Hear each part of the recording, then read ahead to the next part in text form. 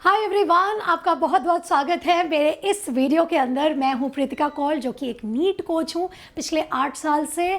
और आज इस वीडियो के अंदर मैं आप लोगों को करवाने वाली हूं किंगडम प्रोटेस्टा। तो यार, अगर आप क्लास 11th के वो मासूम से बच्चे हैं जिसने अभी अभी क्लास 10 से 11th में छलांग मारी और लग रहा है कि यार 11th का सिलेबस कितना ज़्यादा है, मुझसे नहीं हो पाएगा, तो घबराने की कोई ज़रूरत नहीं है यार। मैं किंगडम प्रोटेस्टा को बहुत ही ईजी वे में पढ़ाने वाली हूँ, एक टेबल वाली फॉर्म में, डिफरेंस वाली फॉर्म में।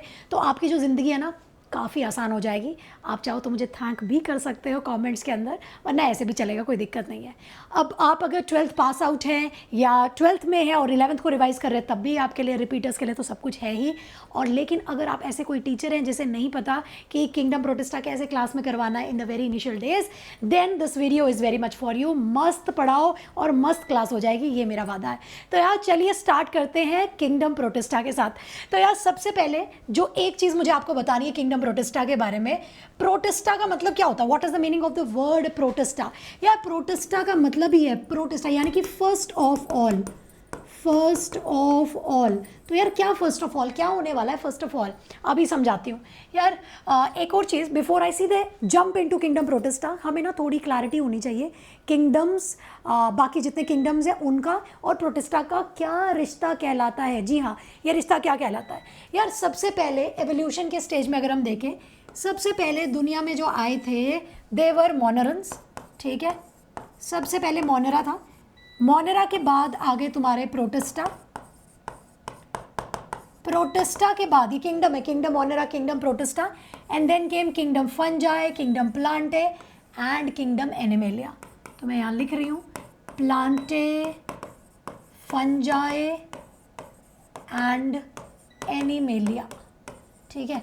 पहले ये चीज़ पता होनी चाहिए यार। फटाफट से पहले ये बताओ कैसे कैसे ऑर्गेनिजम्स होते होंगे ये मोनरा, कैसे ऑर्गेनिज्म है, क्या लगता है किस टाइप के है यार। यही एक ऐसा किंगडम है, मात्र एक ऐसा kingdom which has organisms that are prokaryotic. जी हाँ, प्रोकैरियोटिक ऑर्गेनिज्म सिर्फ मोनरा में है। प्रोटेस्टा से लेके बाकी जितने भी हैं वो सब के सब यूकैरियोटिक है। तो हम लोग यहाँ पे एक वर्ड में लिख देते हैं what is Monera. Monera is unicelled, ठीक है, unicelled and prokaryotic, and prokaryotic, ठीक है, unicelled and prokaryotic Monera. Protista again बच्चों, Protista is unicelled and eukaryotic. जी हाँ, पहले ऑर्गेनिजम्स कैसे थे, यूनिसेल्ड थे पर प्रोकैरियोटिक थे। उनका अंदर का जो मटेरियल था बहुत ज़्यादा, सेल ऑर्गेनल्स नहीं बने थे, बहुत ज़्यादा डिफ्रेंशिएशन नहीं था। सो पहले प्रोकैरियोटिक, एंड प्रोटेस्टा के टाइम पे इट इज यूनिसेल्ड, यूनिसेल्ड ही रहेंगे, but this time they turned eukaryotic. Then lastly ये जो तीनों आपको दिख रहे हैं ये सारे के सारे हैं मल्टी सेल्ड। जी हाँ, ये सब के सब कैसे हो गए, मल्टी सेल्ड हो गए and eukaryotic. So multi sailed but eukaryotic. तो यार ये चीज़ हमारे दिमाग में सेट बैठ गई कि प्रोकैरियोट कौन है, यूकैरियोट कौन है। सब के सब ये सब यूकैरियोट, सिर्फ मोनरा अकेला प्रोकैरियोट, अकेला ये यूनिसेल्ड, और प्रोटेस्टा भी यूनिसेल्ड, ठीक है। तो यार कहीं ना कहीं आपको नहीं ऐसा लग रहा है प्रोटेस्टा की शक्ल देख के कि Protista can form a connecting link between नीचे वाला एंड ऊपर वाले तीन, राइट। तो यार हम लोग ऐसा ही लिखते हैं यहाँ पर, 1 सेकेंड, हम लोग यहाँ पे ऐसा ही लिखते हैं, let us right this way that Protista, Protista कैसा है यार, Protista forms a connecting link. ये एक कनेक्टिंग लिंक है किसके और किसके बीच में, बिटवीन मोनरा एंड दीज थ्री, ठीक है। लेट मी राइट यहाँ से, कनेक्टिंग लिंक बिटवीन किंगडम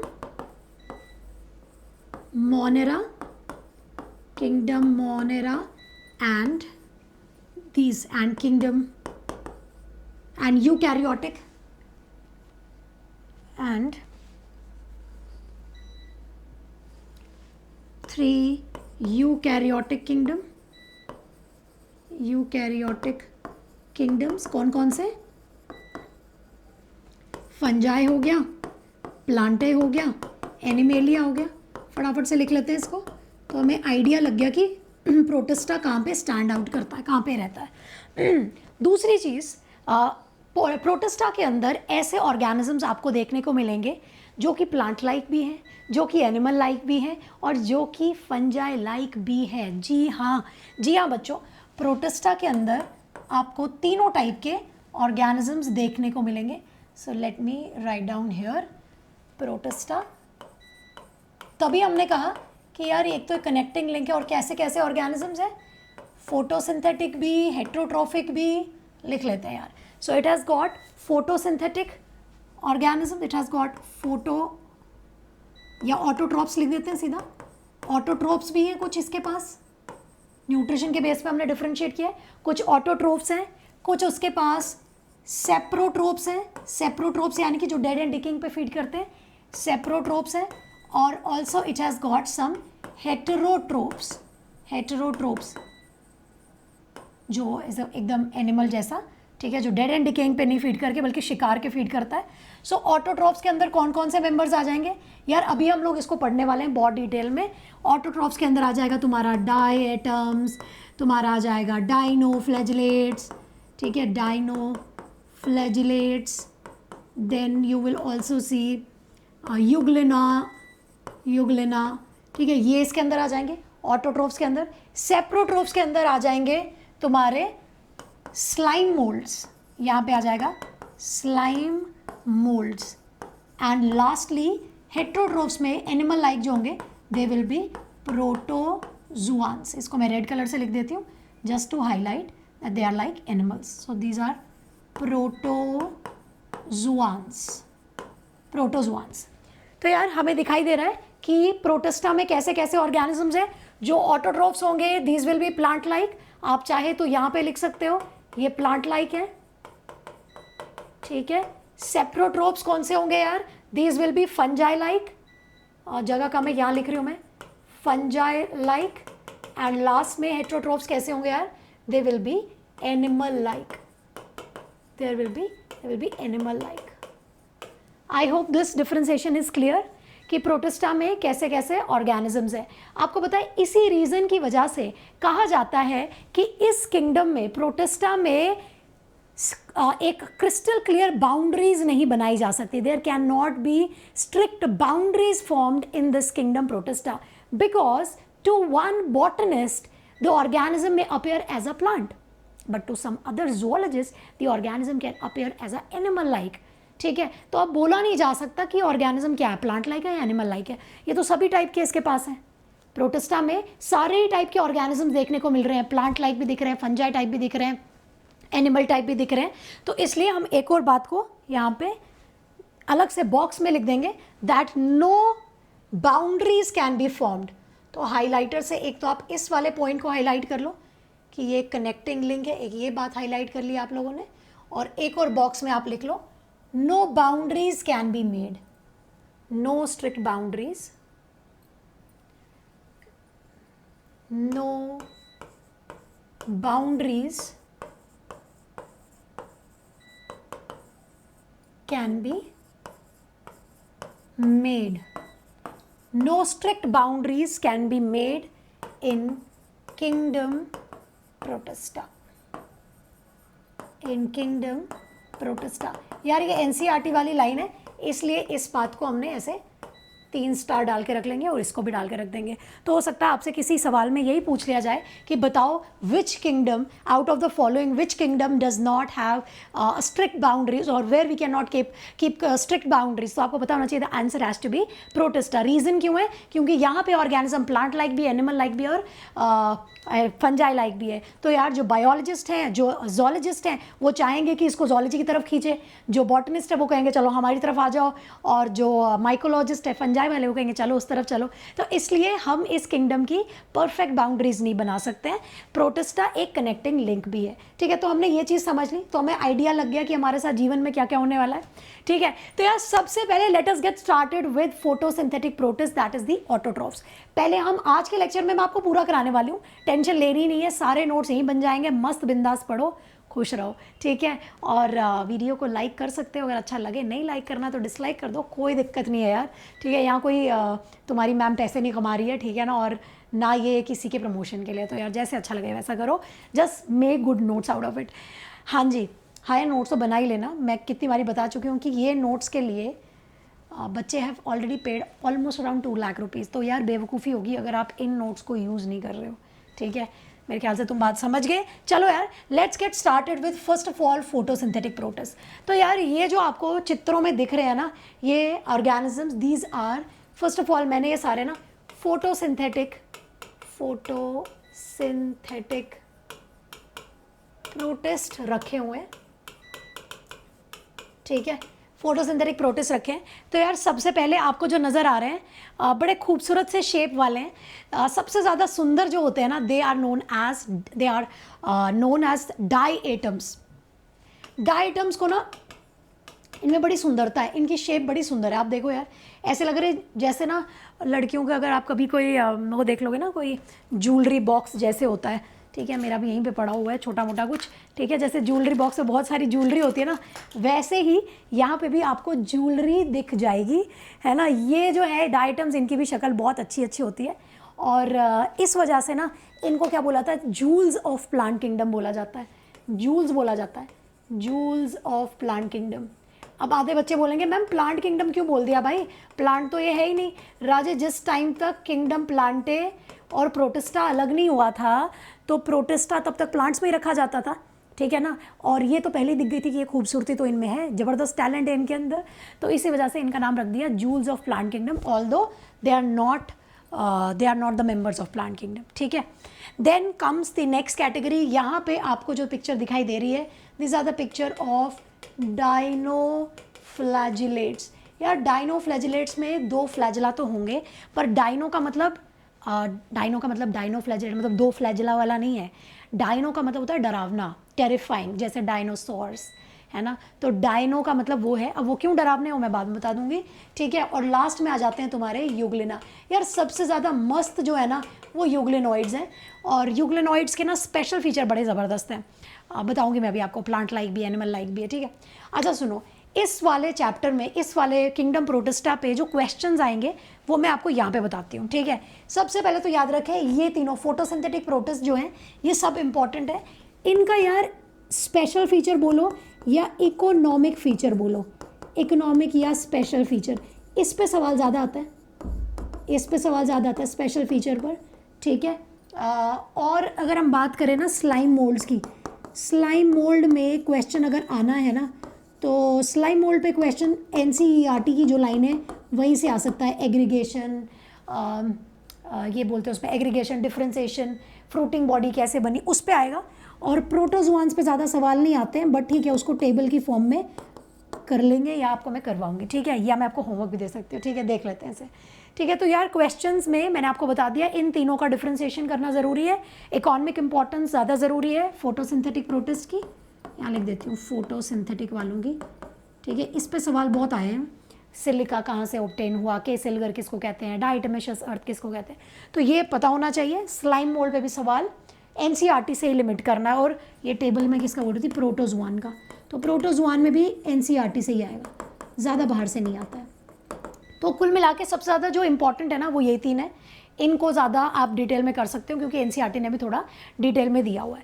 तो चलो यार, let us get started. Pritika ma'am क्या करवाएंगी, एज़ यूजुअल क्या करेंगे हम यहाँ पे, हवन तो करेंगे ना, हम टेबल ज़रूर बनाएंगे, ठीक है। तो यार टेबल कैसे बनेगा, हमारा टेबल डायटम्स, डाइनोफ्लैजिलेट्स और यूग्लिनॉइड्स एक तरफ, जैसे मैं करवाती हूँ। तो यार again I will tell you the same register with same example, कि यार अपनी कॉपी को ऐसे करके नोट्स बनाना, डायटम्स इधर, डाइनोफ्लैजिलेट्स इधर, यूग्लिनॉइड्स इधर, ऐसे नहीं लिखना, जगह कम मिलेगी, ठीक है। चलिए let's get started with number 1। I will write here, एक ऐसे, ज़्यादा लंबा काम नहीं है, ठीक है। तो ये हम ऐसा बना लेते हैं, चलो जी। So let's get started. सबसे पहले हम लोग लिखते हैं, किसका नाम लिखेंगे, डायटम्स एंड डेसिमिड्स का, ठीक है। तो पहले यहाँ पे हम लिखेंगे डायटम्स एंड डेसिमिड्स। यार आपको पता है डायटम्स और डेसिमिड्स को क्या बोलते हैं, गोल्डन ब्राउन एल्गी भी बोलते हैं, ठीक है। चलो ये दोनों एक साथ ही पढ़ाएंगे हम लोग, ठीक है। सेकेंड विल बी डाइनोफ्लैजिलेट्स, मैंने समझा दिया, डाइनो का मतलब टेरिफाइंग, फ्लैजिलेट्स, ठीक है। And the last one is euglenoids, euglenoids, ठीक है जी। दिस इज द डिफ्रेंसिएशन, ठीक है,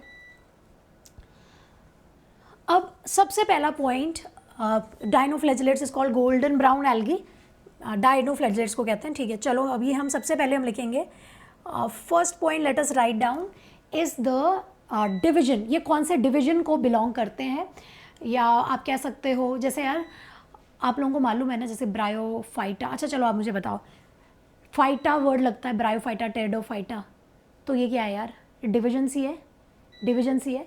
तो यार यहाँ पे भी हम लोग डिवीजन लिखेंगे। सबसे पहला फर्स्ट पॉइंट इज डिवीजन। कौन किस, क्या इसका डिवीजन क्या है? किंगडम इज प्रोटिस्टा, किंगडम तो प्रोटिस्टा है। किंगडम के बाद यार याद करो ना वो 7 obligate categories, kingdom, phylum, class, order, species, वो वाला। तो किंगडम, फाइलम, क्लास, याद करो phylum is use for animals, phylum के साथ में हम लोग क्या यूज़ करते हैं, division, division is use for plants. ठीक है, चलिए आइए लिखते हैं। डिवीजन में सबसे पहला डाइटम्स का डिवीजन है, आप लोग बोलेंगे क्राइसोफाइटा। ठीक है, क्राइसोफाइट्स बोलते हैं इनको, या क्राइसोफाइटा लिखिए, क्राइसोफाइटा इस डिवीजन को बिलोंग करते हैं। डाइनोफ्लैजेलेट्स बिलोंग टू तुम्हारा क्या लिखा था मैंने, हाँ ठीक है, दिस विल बी पायरोफाइटा। पायरोफाइटा का मतलब है, पायरो का मतलब होता है यार फायर। और अब आप बोलोगे कि मैम यहाँ कहाँ से फायर आ गई, अभी आपको मैं थोड़ी देर में पढ़ाने वाली हूँ कि जो आपके डाइनोफ्लैजेलेट्स हैं इनमें ना ल्यूमिनेंस होती है, बायोल्यूमिनेसेंस होती है, मतलब चमकते रहते हैं ये रात को, और फोटो वोटो भी दिखाएंगे। तो यार कहीं ना कहीं ये उससे इंस्पायर्ड है, Pyrrophyta. So Pyrrophyta that is dinoflagellates, and euglenoids is Euglenophyta, Euglenophyta, Euglenophyta is euglenoids. ठीक है, ये लिख लिया हम लोगों ने। Now next point, let's write down here, इधर लिखते हैं सेकेंड पॉइंट, इनका सेल स्ट्रक्चर।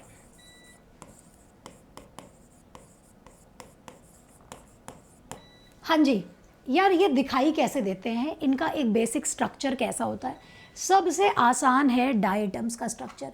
यार मैंने अभी जैसे आपको बताया कि कोई एक बॉक्स होता है, जैसे बॉक्स में एक अपर कवरिंग होती है, ठीक है, एक अपर लिड होती है और एक लोअर लिड होती है। अपर लिड थोड़ी सी बड़ी होती है, ये बंद हो जाएगी। तो यार एपिथीका इसको बोलेंगे, और नीचे वाले को बोलेंगे हाइपोथीका। ठीक है, तो यार इनका जो स्ट्रक्चर है कहा जाता है it resembles like a soap box, साबुन की डिब्बी। ये साबुन का तो नहीं था, लेकिन एनी हाउ बस याद रख लो, ऐसे डब्बा ही होता है ना। ठीक है, तो विल राइट डाउन क्या होगा, cell structure resembles like a soap box like structure. लिखो सोप बॉक्स लाइक, बस इतना लिखना है, इतना लिख के छोड़ दो। स्टेटमेंट नहीं लिखनी है, लंबी लंबी स्टेटमेंट नहीं लिखनी है, बस काम की बात पे आते हैं। ठीक है, और ऐसा बना दो, ये डब्बा ऊपर वाला, ये डब्बा नीचे वाला। ठीक है, ये ऊपर वाला डब्बा, ये नीचे वाला डब्बा। ठीक है, so this one will be epitheca and this lower one will be hypotheca, epitheca, hypotheca. ठीक है, ऐसा सोप बॉक्स लाइक इसका स्ट्रक्चर होगा। बस इतनी सी बात याद रखनी है और कुछ याद नहीं रखना है। ठीक है, now coming to this one that is dinoflagellates. इसका अगर स्ट्रक्चर देखें यार, इसका स्ट्रक्चर बड़ा खतरनाक सा है, ऐसा, इसमें ना ग्रूव है, गड्ढे हैं इसमें, ऐसा। ठीक है, और दोनों गड्ढों से एक आपको दिख रहा है, एक इस तरफ है, एक ट्रांसवर्स है, और एक ऐसा है। आपको पता है हर जगह से फ्लैजिला निकल के आता है। तो यार यहाँ से भी एक फ्लैजिला निकलेगा और यहाँ से भी एक फ्लैजिला निकलेगा, 2 फ्लैजिला तो ज़रूर है। अपार्ट फ्रॉम दैट डाइनोफ्लैजेलेट्स के ऊपर आपको ना ऐसे ऐसे कुछ दिखाई देगा, ये मैं अभी थोड़ी देर में बताने वाली हूँ कि ये ऐसे ऐसे क्या दिखाई दे रहा है। ये ऐसे शील्ड की फॉर्म में क्या है, ये प्लेट्स की फॉर्म में क्या है। कुछ बच्चों ने तो गैस कर लिया होगा कि ये क्या है। ठीक है, ये क्या है, ये बच्चों ने ज़रूर गैस कर लिया होगा।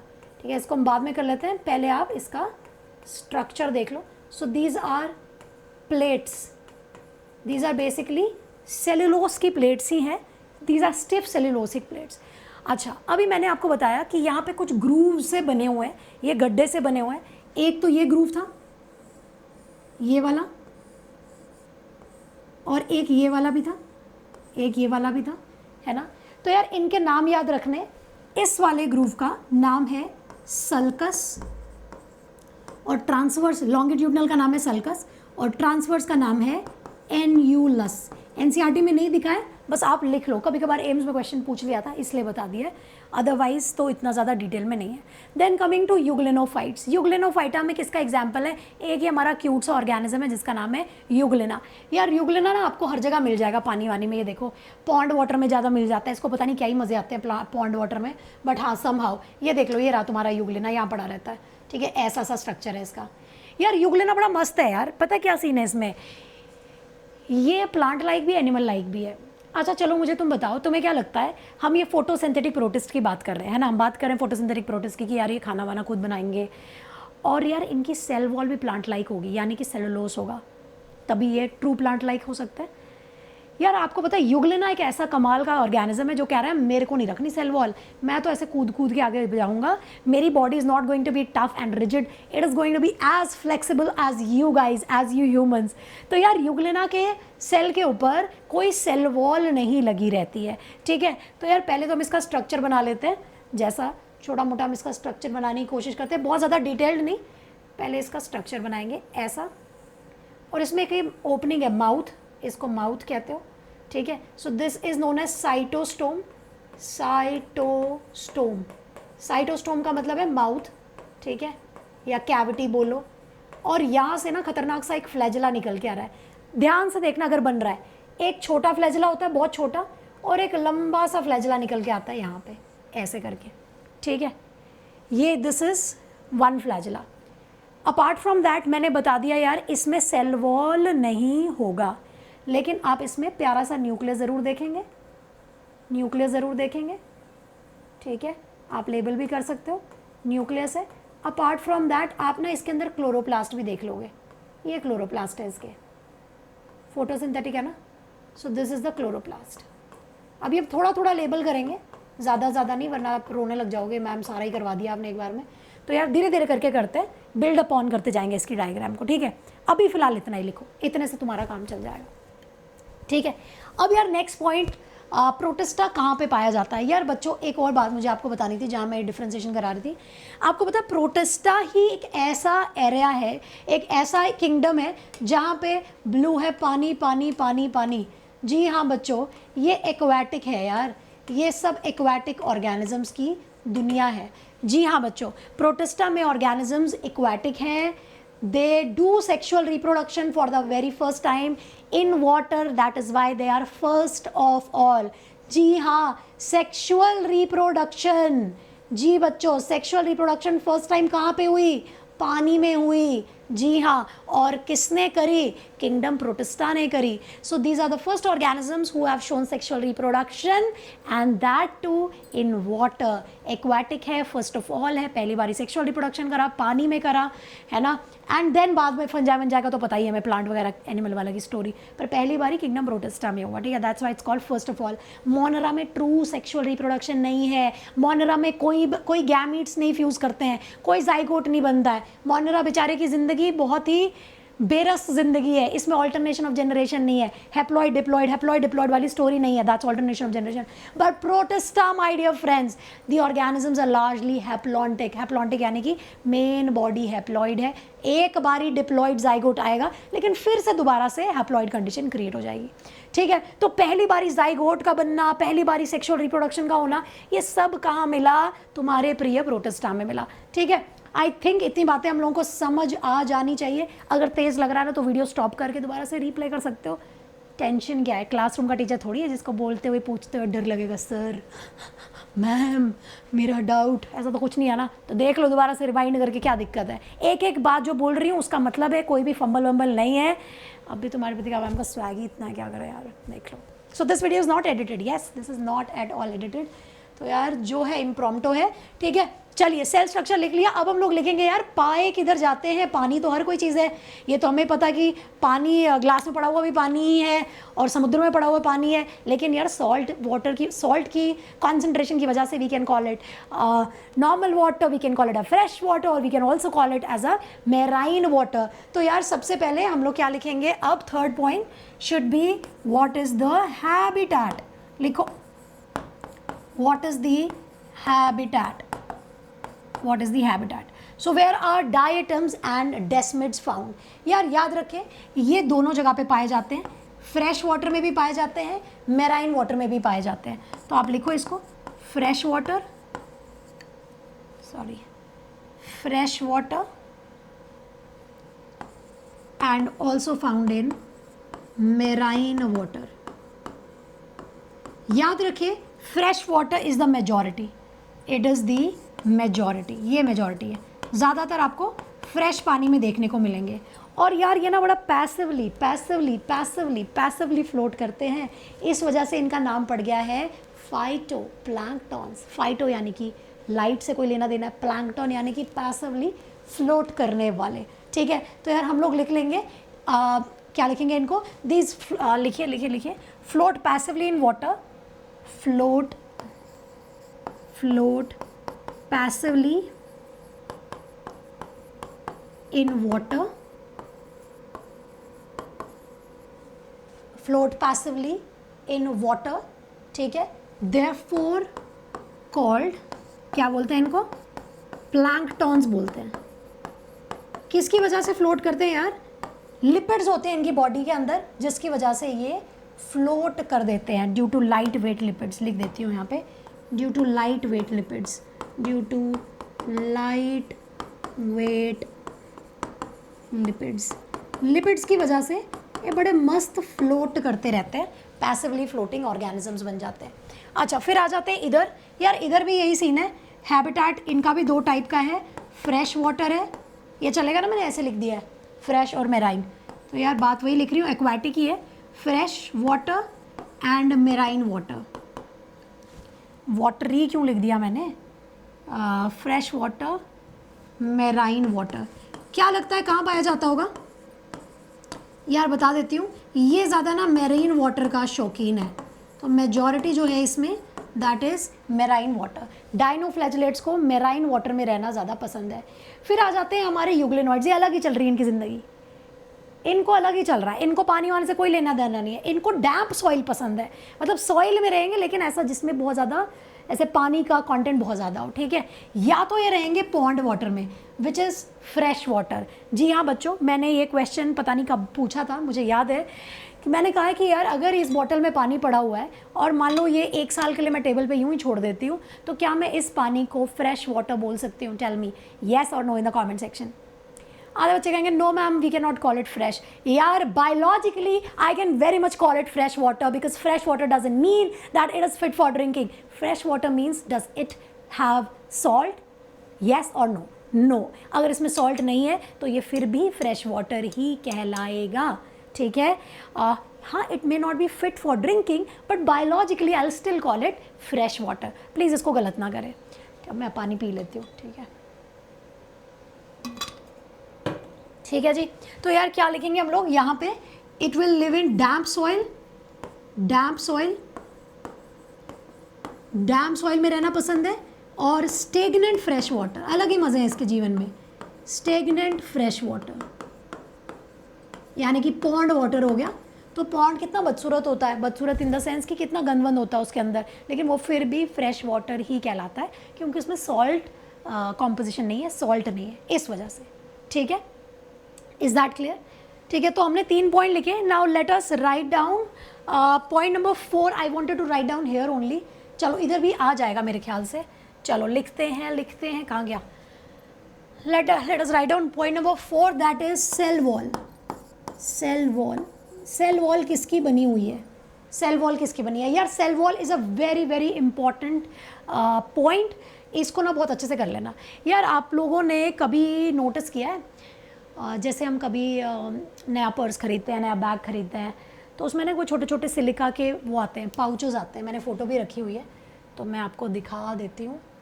ये वाली, अभी सिर्फ बाकियों पे मत देखना, बाकियों को मत देखना, नहीं तो फिर तुम उधर भी देखोगे। सिर्फ यहाँ देखो, दिख रहा है सिलिका जेल। तो यार ये सिलिका कहाँ पे होता है, ये एक्चुअली आता कहाँ से है? ये सिलिका की तुमने फ़ोटो देख ली है यार, ये सिलिका ही है बेसिकली, जो ना डाई एटम्स अपनी बॉडी के इर्द गिर्द बना देते हैं। अपने बॉडी के इर्द गिर्द क्या रख लेते हैं? सिलिका की सिक्रीशन करते रहते हैं। तो यार कई बार ऐसे बोलते हैं इनको कि कहते हैं कि they live in the glass of their own. ध्यान से सुनना, कि प्रोटिस्टा के बारे में लिख लो अपनी कॉपी में, फटाफट लिख दो लिख दो लिख दो, क्या पता कभी कहीं आ जाए, किसी और टेस्ट में आ जाए, नीट में ना आए, जिपमर में आ गया, कहीं और आ गया, वैसे तो अब एक ही है। फिर भी they are known as pearls of oceans. Pearls क्यों कहते हैं? क्योंकि पर्ल ऐसे होता है ना, बड़ा क्यूट सा, उसके अंदर मोती होता है ऐसे शेल जैसी फॉर्म में, या कई बार ऐसे भी कहते हैं that they live in the glass of their own, क्योंकि इसके अराउंड इनकी ये जो बनाया स्ट्रक्चर, इसके अराउंड ये सिलिका की कोटिंग कर देते हैं, सिलिका की कोटिंग कर देते हैं, विच इज़ जस्ट ग्लास जैसा, ठीक है, बहुत ट्रांसपेरेंट सा एक शेल सा बना देते हैं, और वो शेल उसके अराउंड रहती है, पर्टिकुलर सेल के आसपास रहती है, और ना इसकी वजह से ये ना इनकी बॉडी बड़ी हो जाती है, मतलब इरेजिस्टिबल, इंडिस्ट्रक्टिबल हो जाती है, और मान लो कि डायटम मर भी गया, खुद मर गया, प्राण नहीं है उसके अंदर, लेकिन उसकी बॉडी क्योंकि कवर्ड थी सिलिका से, तो सिलिका बहुत देर तक क्या कहते हैं मिल जाता है। चलो उसकी स्टोरी हम बाद में लिखेंगे, but let's first of all right down here किसका बना हुआ है, किसका बना हुआ है। सेलुलोस भी है क्योंकि दे आर प्लांट लाइक, क्योंकि they are plant like, therefore we will write that they have cellulose plus silica. ठीक है, मैं यहाँ पे लिख रही हूँ cellulose plus silica, silica, cellulose plus silica ऐसे रहता है, and they form, this forms a transparent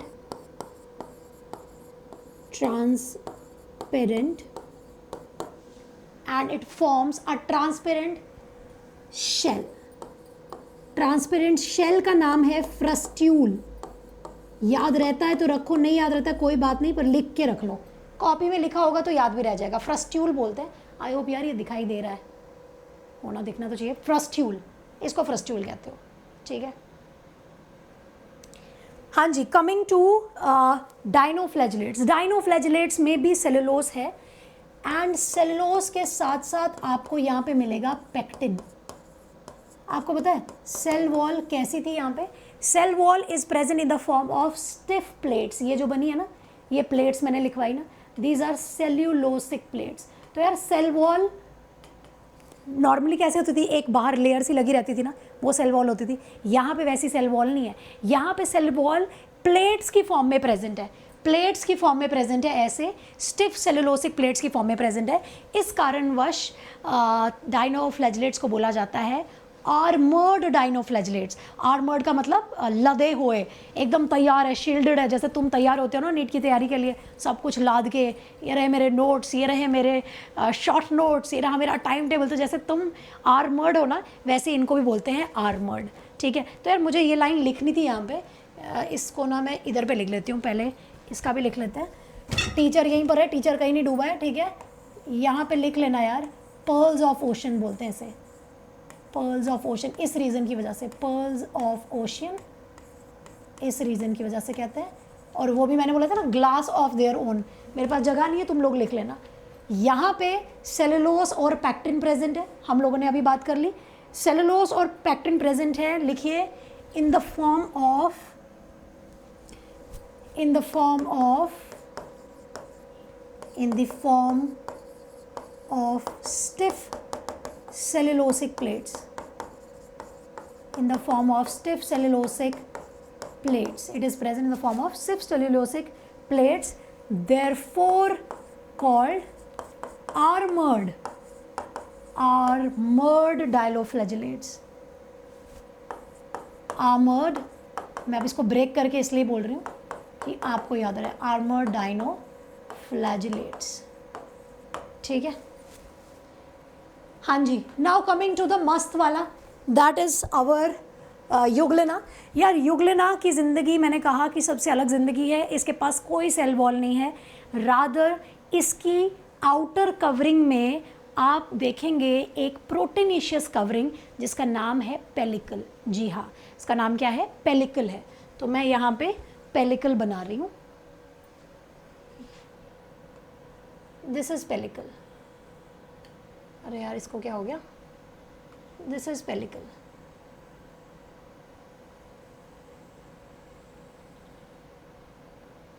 ठीक है। So this is pellicle. What is pellicle? It is a elastic membrane, it is not a cell wall, it is not a cell wall, elastic और proteinaceous covering.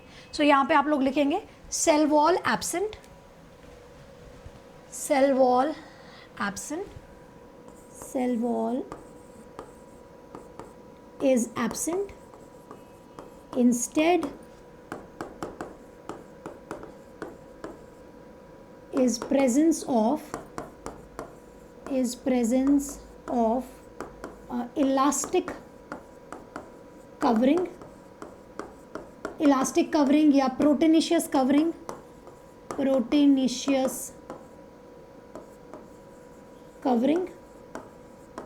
called pellicle. क्या बोलेंगे उसको? called pellicle. दिख रहा है ना? called pellicle. Proteinaceous pellicle, TP याद रख लेना ना, प्रोटीनिशियस पेलिकल, जगह नहीं बची ज़्यादा पर आप लिख लेना प्रोटीनिशियस पेलिकल.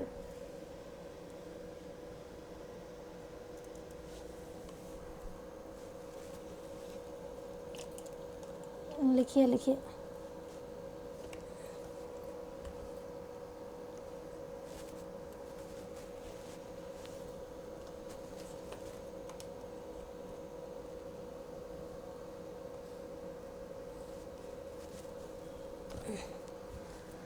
एनी हाउ, ठीक है, यहाँ तक हम लोगों ने लिख लिया. आपने स्क्रीनशॉट भी आई होप ले लिया होगा, मैं साइड थी.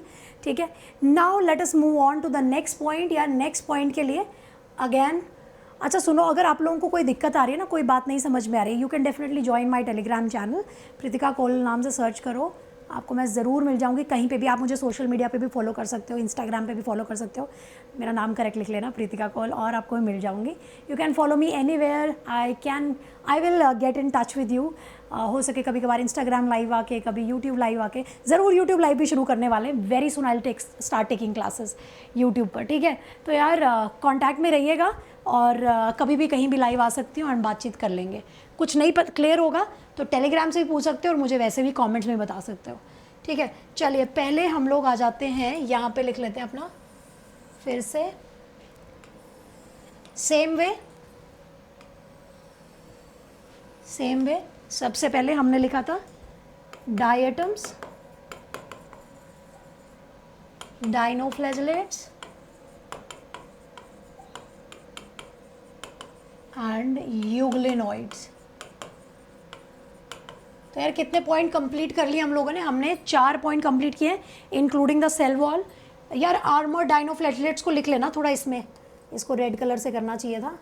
एनी हाउ आप इसको अब बना लो, स्पेशल बना लो. ठीक है, चलो now moving on to next point. Let us write down flagella. कितने फ्लैजेला इनमें देखने को मिलेंगे? तो यार पॉइंट नंबर 5 इज फ्लैजेला. यार डायटम्स में आप लोगों को कोई फ्लैजेला नज़र आया? मैंने आपको वो डब्बा दिखाया था, epitheca, हाइपोथिका.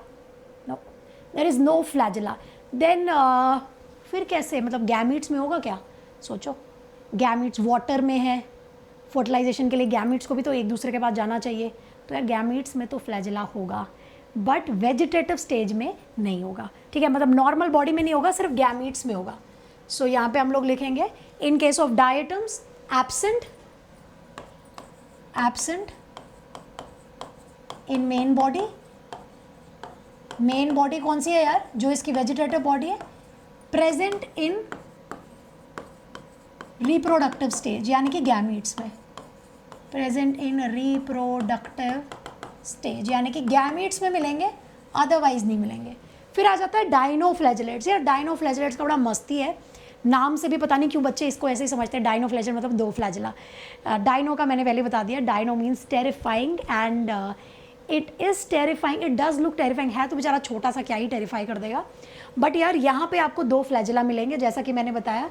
1 will arise from the longitudinal and 1 comes from the transverse part. ठीक है, तो 2 टाइप के होंगे, 2 टाइप्स. ठीक है, 1 arises from sulcus and 1 arises, जो मैंने आपको ग्रूव्स दिखाए थे ना, गड्ढे. ठीक है, 1 arise from sulcus and 1 arises from annulus. उन गड्ढों का नाम है, एक वहाँ से निकलेगा, यहाँ से निकलेगा. यार एक और पॉइंट मुझे आपको बताना है, अभी अपने कॉपी में मत डाल देना क्योंकि या चलो मैं भी ना दूसरी जगह बनाती हूँ, अदरवाइज़ आप लोग बोलेंगे कि मैम आपने बनाया हम भी बनाएंगे। सुनो यार, फ्लैजिला में ना एक वर्ड यूज़ करते हैं हम लोग, 2 वर्ड हमें पता होना चाहिए फ्लैजिलेशन के लिए। One is called isokont flagellation and second is called heterokont flagellation. ये अब सिलेबस में नहीं है, ये नीट में नहीं कोई पूछता है कि बताओ कौन से होते हैं 2 टाइप के फ्लैजिलेशन, ये कोई नहीं पूछता है। लेकिन ये वर्ड्स का क्या मीनिंग है आप बाद में घबराओ ना कि मैम इसका क्या मीनिंग होता है, सिर्फ मैं इसलिए बता रही हूँ, नीट में कोई नहीं पूछता है, रट्टा मार के रख लो कहाँ पे आइसो है कहाँ पे हेटेरो है। यार सुनो, अगर किसी भी प्लांट किसी भी सेल में 2 फ्लैजिला हैं, 2 फ्लैजिला हैं, ये 2 फ्लैजिला, या मैं ऐसे बताती हूँ, सेम ही है तो इट इज़ आइसोकॉन्ट। सेम का मतलब है, एक सेकेंड देना, I should give you something first पहले। यार फ्लैजिला की दुनिया में फ्लैजिला, ये मान लो ये फ्लैजिला है, 2 टाइप के होते हैं। एक ऐसा फ्लैजिला जो ऐसा साफ सुथरा सा है, इसको बोलते हो normal flagella, smooth type, this is smooth. लेकिन जैसे कभी कभार फ्लैजिला में ना ब्रिसल लगे होते हैं, ब्रिसल्स, जैसे टूथब्रश में ब्रिसल नहीं होते हैं, ठीक है, अगर टूथब्रश में ब्रिसल लगे हों तो यार ऐसे टाइप के फ्लैजिला को आप कहते हो टिंसल टाइप। क्या बोलते हो? टिंसल भी बोलते हो और विप्लाश भी बोलते हो, ठीक है। और एक और टाइप का फ्लैजिला होता है जो हमारी बाजू के जैसा है। बाजू के जैसा क्यों बोला मैंने? बाजू में होता है ना, ऊपर वाली साइड पे बाल ही बाल होते हैं, मान लो टिंसल ही टिंसल है, और अंदर वाली साइड पे बाल कम होते हैं, ठीक है। अब मेल्स की मैं बात नहीं कर रही, मेल्स के तो इधर भी होता है, ठीक है। Anyhow we are not going on that topic, ठीक है, right now. But I am trying to say is, जैसे बाजू में एक साइड पे बाल होते हैं, एक साइड पे नहीं होते हैं, तो तीसरे टाइप का फ्लैजिला ये होता है कि एक साइड पे आपको टिंसल नज़र आ रहे हैं, दूसरी साइड पे नहीं नज़र आ रहे। सो इसको बोलते हो स्टाइकोनीमैटिक, इसको आप क्या बोलते हो? स्टाइकोनीमैटिक, ठीक है। तो मेरे ख्याल से ये 3 फ्लैजिलेशन तो आपको समझ में आ गई। अब यार ये गलत हो जाएगा, आइसोकॉन्ट हेटेरोकॉन्ट ऐसे लिखना, रुको। अब मैं आपको यहाँ पे, ये आपने फ्लैजिला लिख लिए, ये आपने फ्लैजिला समझ लिया, अपनी कॉपी में बनाना होगा बना लेना, ये फ्लैजिला है। तो ये 3 प्रकार के हो सकते हैं with respect to the bristles, ठीक है।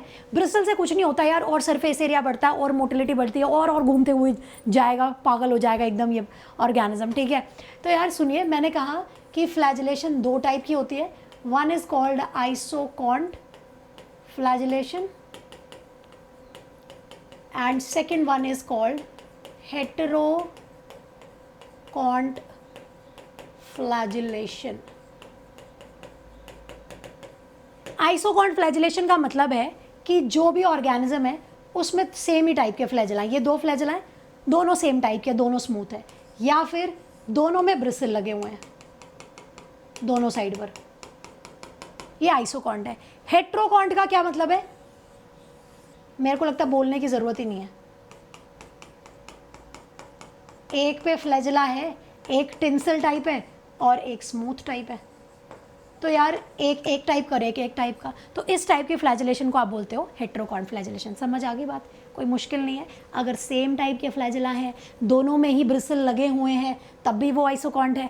दोनों में ही ब्रिसल नहीं लगे, दोनों ही स्मूथ टाइप के हैं, तब भी वो आइसोकॉन्ट है। लेकिन एक डिफरेंट और दूसरा अलग, मतलब एक डिफरेंट दूसरा की कैसी लैंग्वेज है, आई मीन एक स्मूथ और एक टिंसल, या फिर एक स्टाइकोनिमैटिक भी अगर हुआ, मान लो एक ऐसी कंडीशन होगी जैसे यूग्लिनॉइड में होती है, इसमें 2 फ्लैजिला होते हैं, एक छोटा सा होता है और एक बड़ा होता है, एंड द बड़ा वाला इज स्टाइकोनिमैटिक, तो तब भी this is heterokont flagellation. So I think this is pretty much clear.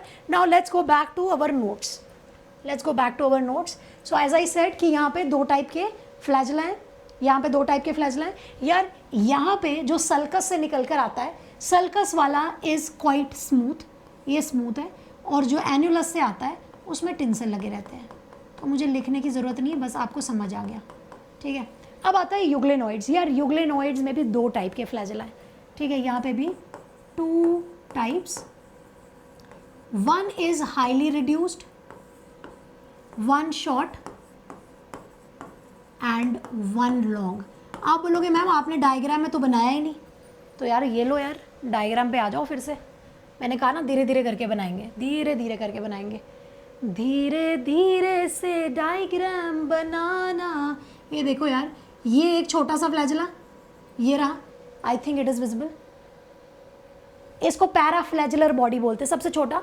और एक ये वाला, ये जो लंबा सा आपको दिखाई दे रहा है, आपको पता है दिस इज़ टिन। ये क्या है? मैंने एक साइड पे फ्लैजिला बनाने शुरू किए, टिंसल बनाने शुरू किए। क्या है ये?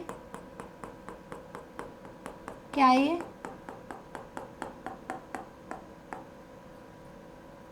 क्या है ये? This is stichonematic type, this is stichonematic type. ठीक है, तो यार मैंने समझा दिया है। आ जाओ फटाफट से इस पे आते हैं कि वन शॉट वाले का नाम है para, one shot which is reduce, para flagellar body बोलते हैं इसको, पैराफ्लैजिलर बॉडी। ठीक है, ये रिड्यूस्ड है।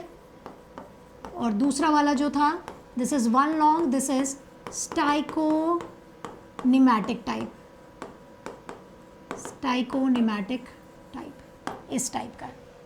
सो one short one long, I think it is clear. And this is all, दोनों के दोनों कैसे हैं? हेटेरोकॉन्ट है, हेटेरोकॉन्ट फ्लैजिलेशन। ठीक है, हेटेरोकॉन्ट फ्लैजिलेशन। ठीक है, now moving on to next type which is known as a next point, that is spore कैसे बनते हैं। स्पोर कैसे बनते हैं? स्पोर, रेस्टिंग स्पोर कह लो, रेस्टिंग स्पोर। यार जैसे यार हमारी ज़िंदगी तो इतनी मस्त नहीं है कि मान लो हमारे पास जीवन में अनफेवरेबल कंडीशन आ गई, मैम मज़ा नहीं आ रहा था, गर्मी लग रही थी और कुछ करने का मन नहीं कर रहा था, तो हमने एक स्पोर बना लिया, अपने आप को उसमें छुपा के रख लिया। और फिर जब हमारा मन किया और हम बाहर आ गए और हमने पढ़ाई करनी शुरू करी, काश ऐसा कुछ होता तो ज़िंदगी कुछ और होती, पर यार हम कहाँ कर सकते हैं। हमारी ज़िंदगी में इतना जिंक कहाँ है, हमारा मन करे ना करे डंडा तो सिर पे रहता है ये सबके। बट यार प्रोटिस्टा की ज़िंदगी में इतना कष्ट नहीं है। जब इसका मन नहीं करता, जब इसको लगता है कि यार जीवन अच्छा नहीं चल रहा है, तो मैं कुछ ना रेस्टिंग सा स्ट्रक्चर बना लेता हूँ, रह लेता हूँ उसमें छुपा के, और बाद में जब सब ठीक होगा तो देखेंगे बाहर आके। तो यार नाम है ऐसे कुछ रेस्टिंग स्पोर्स के, हम लोग लिख लेते हैं, लेट अस राइट डाउन। यार यहाँ के जो रेस्टिंग स्पोर्स हैं उनका नाम आपको याद रखना है, स्टैटोस्पोर्स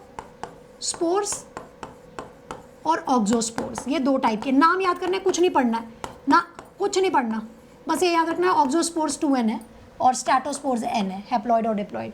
तो यार बस इतना याद रखना है कि यार ये बनाते हैं, इनके ये नाम है। इस नाम में आपसे कोई नहीं कुछ पूछने वाला ज़्यादा, बस इतना याद रख लो, ये डिप्लॉइड है यानी कि जाइगोट बना लेगा जब, और स्टैटोस्पोर्स यानी कि जब उनकी मेन बॉडी हो जाएगी, स्पोर बना लेगी। बस इतना याद रखना, कुछ नहीं करना है। यहाँ पे याद रखना है कि यहाँ पे कुछ ना नॉन कॉन्ट्रैक्टाइल वैक्यूल्स है स्पोर्स के नाम पे, नॉन कॉन्ट्रैक्टाइल वैक्यूल है। वैक्यूल की स्पेलिंग भूल गई मुझे यार, ये एडिटिंग ना होने की वजह से ना कई बारी गलतियां हो जाती है। वैक्यूल्स, हाँ ठीक है। नॉन कॉन्ट्रैक्टाइल वैक्यूल डाइनोफ्लैजिलेट्स में मिलते हैं, जिनको पस्यूल्स कहते हैं, PUSULS। याद रह गया तो याद रह गया, नहीं याद रह गया तो गोली मारो, कोई दिक्कत नहीं है, कोई नहीं पूछता। बस यहाँ पे याद रख लेना, यहाँ पे कॉन्ट्रैक्टाइल वैक्यूल है, कॉन्ट्रैक्टाइल वैक्यूल है, जो यार ऑस्मो रेगुलेशन में हेल्प करते हैं, सॉल्ट वॉल निकालने में हेल्प करते हैं, कॉन्ट्रैक्शन में भी हेल्प करते हैं। ठीक है, तो बस इतना याद रख लिया कि यहाँ पे इनके नाम बस याद रख लिया, सिर्फ इतना याद रखना, और कुछ नहीं करना है, और कुछ नहीं करना है। You can take a screenshot, I can sit aside for a while. मस्त क्वेश्चन पूछने जा रही हूँ, उसके बाद मैं इसमें एक फिर देखते हैं तुम लोग क्या करते हो। हाँ जी हाँ जी हाँ जी, ठीक है। I think this is written now, let me move on and let us take another point, another point, another point, है ना। वैसे ही करेंगे, नोट्स वैसे ही बनाएंगे, डाइनोफ्लैजिलेट्स, डायटम्स एंड डेस्मिड्स। सबसे पहले diatoms, dinoflagellates, diatoms, dinoflagellates and euglenoids. ठीक है, ठीक है। तो हमने ये तीनों को वापस ऐसे लिख दिया। Now the first point that we have to write is कि यार पानी में तो पड़े रहते हैं, ये तो हमने मान लिया कि भैया ठीक है, इनकी ज़िंदगी पानी में, ब्लू है, पानी पानी है ना, उसमें बड़े खुश हैं ये, कोई बात नहीं, ठीक है, चिल। तो यार पर मूवमेंट कैसे करते हैं? क्या ये बस ऐसे पैसिवली फ्लोट करते रहते हैं, फ्लोट करते रहते हैं, फ्लोट करते रहते हैं? क्या इनके पास डाइनोफ्लैजलेट्स की तरह ये लोकोमोशन शो करते हैं या कुछ और भी है? बताओ ना हमें, we want to know, question can be asked here. तो यार चलिए let's write down the next point which will be point number, कौन सा होगा? 7 पॉइंट नंबर, ठीक है, 7th point number diatoms का, दैट इज सबका नॉट डाई एटम्स का, सबका, दैट इज मूवमेंट और लोकोमोशन आप कह सकते हो, ठीक है, मूवमेंट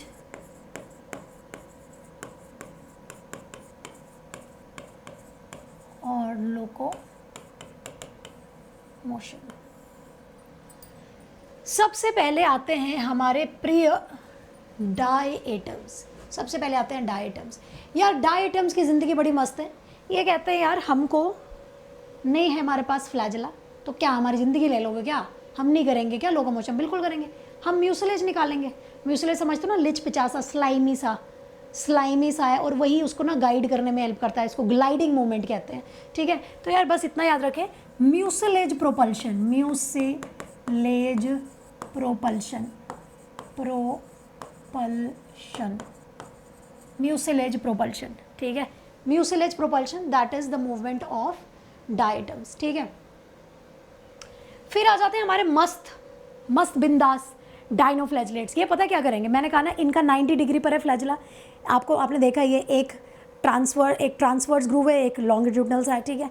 यार इनके पास 2 फ्लैजला है, लट्टू की तरह, ये भी घूमता रहेगा और ये भी घूमता रहेगा, ठीक है, ऐसे घूमते रहेंगे। और इनको बोलते हैं, यार ये तो मेरे को लग रहा है बॉलीवुड का स्टेप हो रहा है, हाँ मतलब ऐसा ही है, ठीक है, ये वाला अलग, ये वाला अलग, and this is called whirling chips. Whip का मतलब समझते हो ना, हंटर, वो जैसे मारते थे उसको, क्या कहते हैं, गाय नहीं होता, क्या होता है उसको, मेरे को नाम ही याद नहीं आ रहा, बैलगाड़ी में बैल को मारते नहीं, गाय बैल को, तेज तेज चलो। सो विप इज दैट हंटर, ठीक है। तो यार यहाँ पे both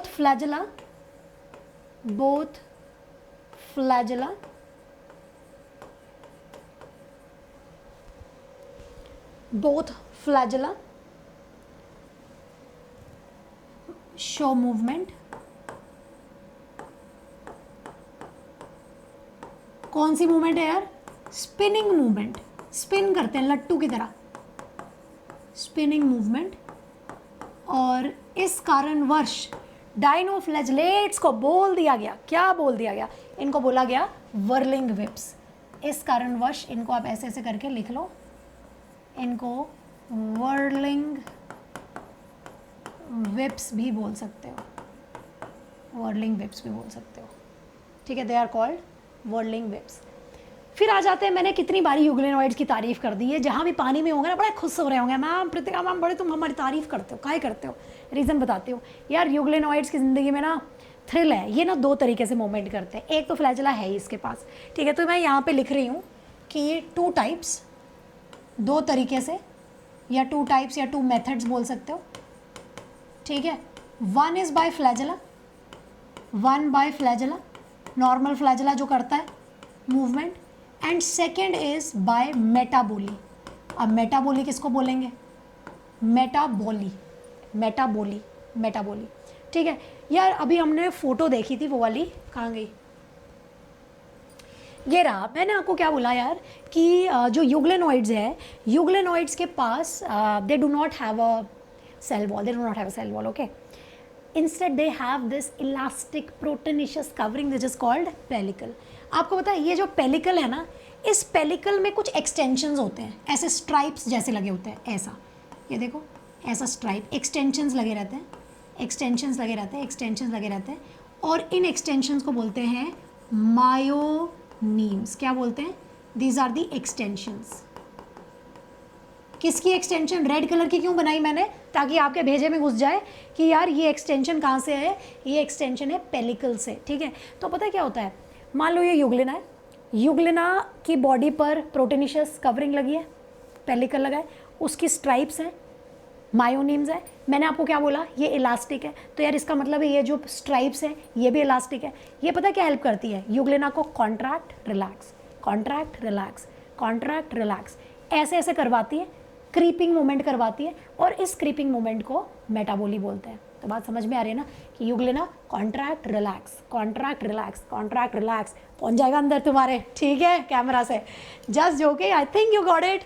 so let's write down it here, ठीक है। मेटाबॉलिक क्या थी? क्रीपिंग मूवमेंट थी, क्रीपिंग मूवमेंट थी।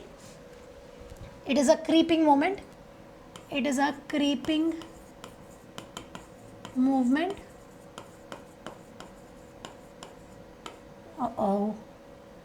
creeping movement, creeping movement by contraction and relaxation, contraction and relaxation,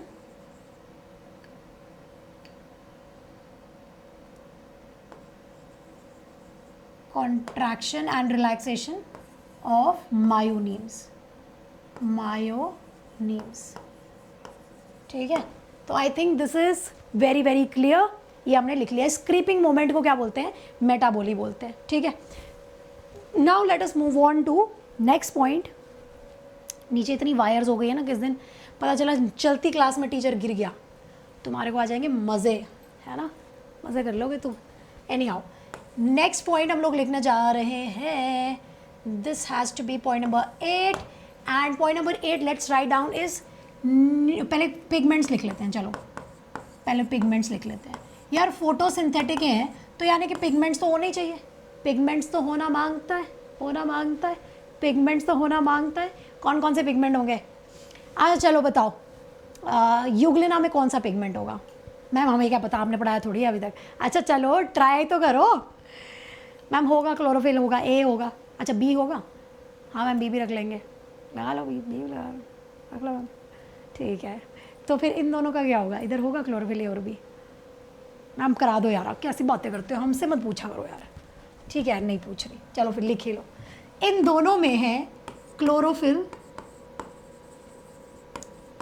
ए और सी, इन दोनों में, ऐसे ही लिखना आप लोग भी, ठीक है, ए और सी। इसमें है क्लोरोफिल ए और बी, सिर्फ ये है। युग्लिना में है क्लोरोफिल ए और बी। यार ये पिगमेंट ना हायर प्लांट वाला पिगमेंट है, एंजियोस्पर्म्स वाला पिगमेंट है ये। आपको एक चीज़ बताऊँ, साइनोबैक्टीरिया उसमें क्लोरोफिल बी होता है, ब्लू ग्रीन एल्गे जिसको आप बोलते हो। चलो कमेंट्स में मुझे बताना, मैं नहीं बता रही यहाँ पे, नहीं तो फिर तो मेहनत नहीं करते हो, ठीक है। तो क्लोरोफिल ए और सी और क्लोरोफिल ए और बी उसके अंदर प्रेजेंट है। अपार्ट फ्रॉम दैट यार यहाँ पे आपको अल्फा कैरोटीन देखने को मिलेगा, अल्फा कैरोटीन देखने को मिलेगा, यहाँ पे आपको बीटा कैरोटीन देखने को मिलेगा, एंड यहाँ पे फिर से आपको अल्फा कैरोटीन देखने को मिलेगा, कैरोटीन देखने को मिलेगा। फिर उसके बाद नेक्स्ट इज ज़ैंथोफिल्स। ज़ैंथोफिल्स भी आपको देखने को मिलेंगे, सब में मिलेंगे, सबके अलग अलग टाइप के हैं, ठीक है। यहाँ भी ज़ैंथोफिल है, ज़ैंथोफिल है यार, मैं सबका ना कॉमन ही लिख देती हूँ, है, एक सेकेंड।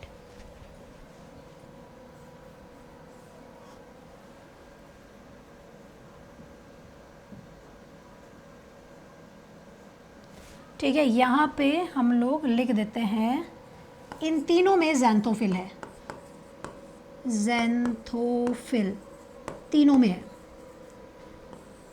तीनों के अंदर ज़ैंथोफिल इज़ प्रेजेंट, ज़ैंथोफिल सबके अंदर होगा। बस एक स्पेशल पॉइंट याद रखना है कि यार इधर डाई एटम्स के अंदर स्पेशल टाइप का ज़ैंथोफिल है, दैट इज़ डाई एटोज़ैंथिन एंड डाइडिनोज़ैंथिन, बस इतना याद रखना।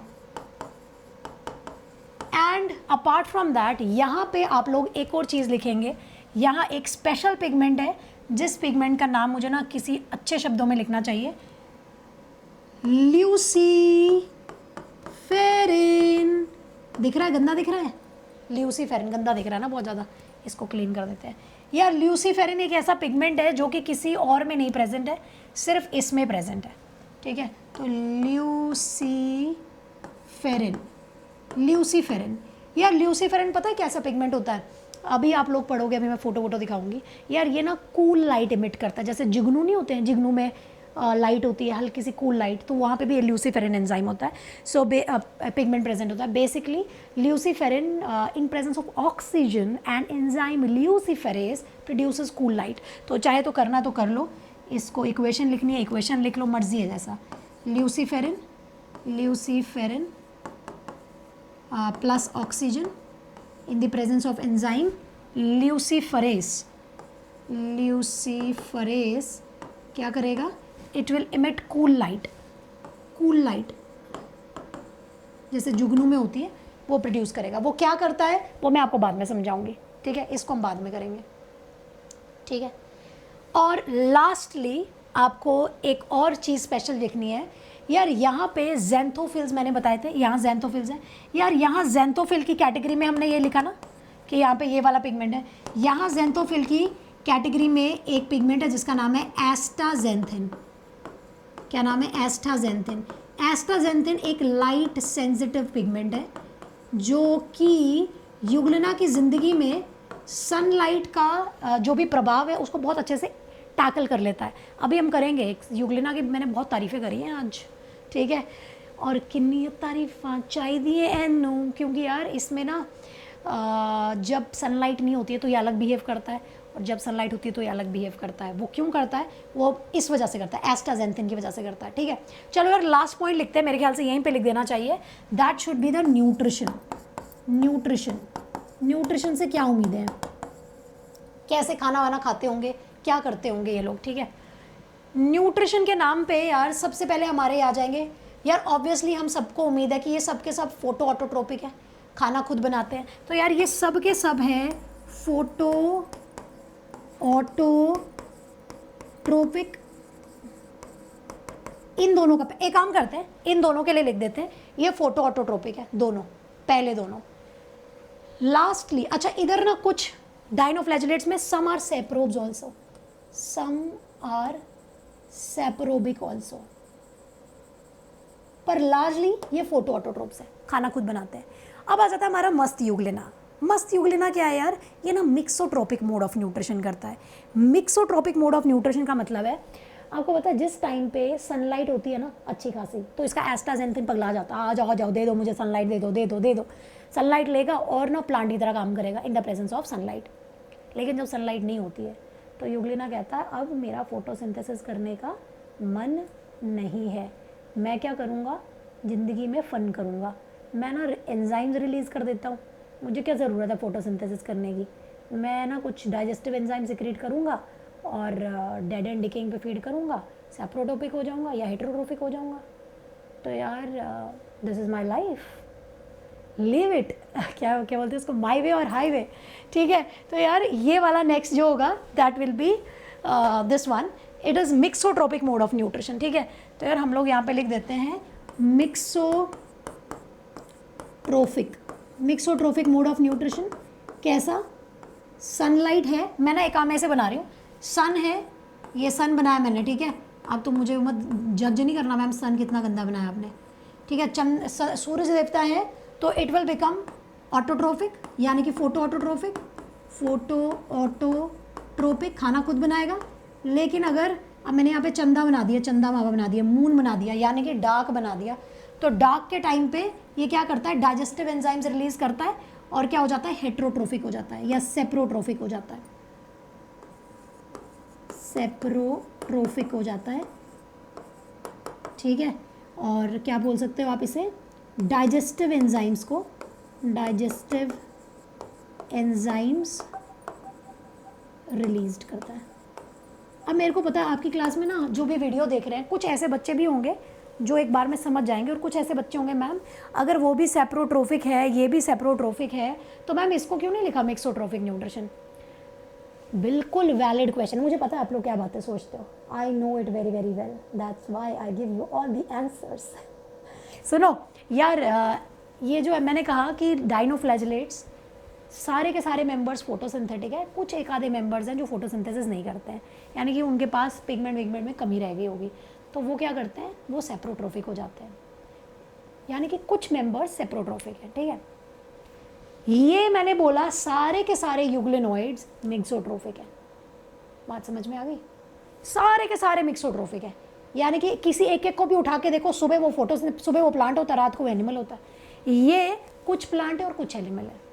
मेरे ख्याल से अब ये क्लियर हो जाना चाहिए, ठीक है। I think this is pretty much clear. Now coming to the last point रह गया, ज़्यादा कुछ रह नहीं गया। अब रह गया हमारा रिप्रोडक्शन और स्पेशल फीचर। तो यार आ जाते हैं नेक्स्ट पॉइंट पे। Okay, I don't have much of a space, what do I do? Just a second, give me 1 second.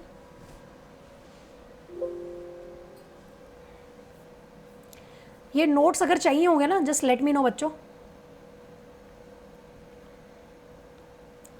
I will share in the Telegram channel. Let me know.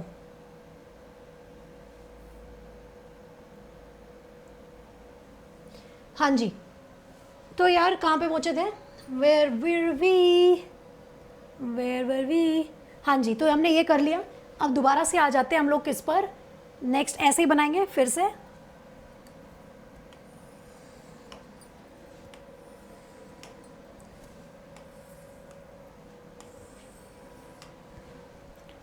लिखिए diatoms, dinoflagellates, and the last one is euglenoids. ठीक है, अब हमने करना है point number कौन सा होगा यार? This would be point number 10। This will be point number 10।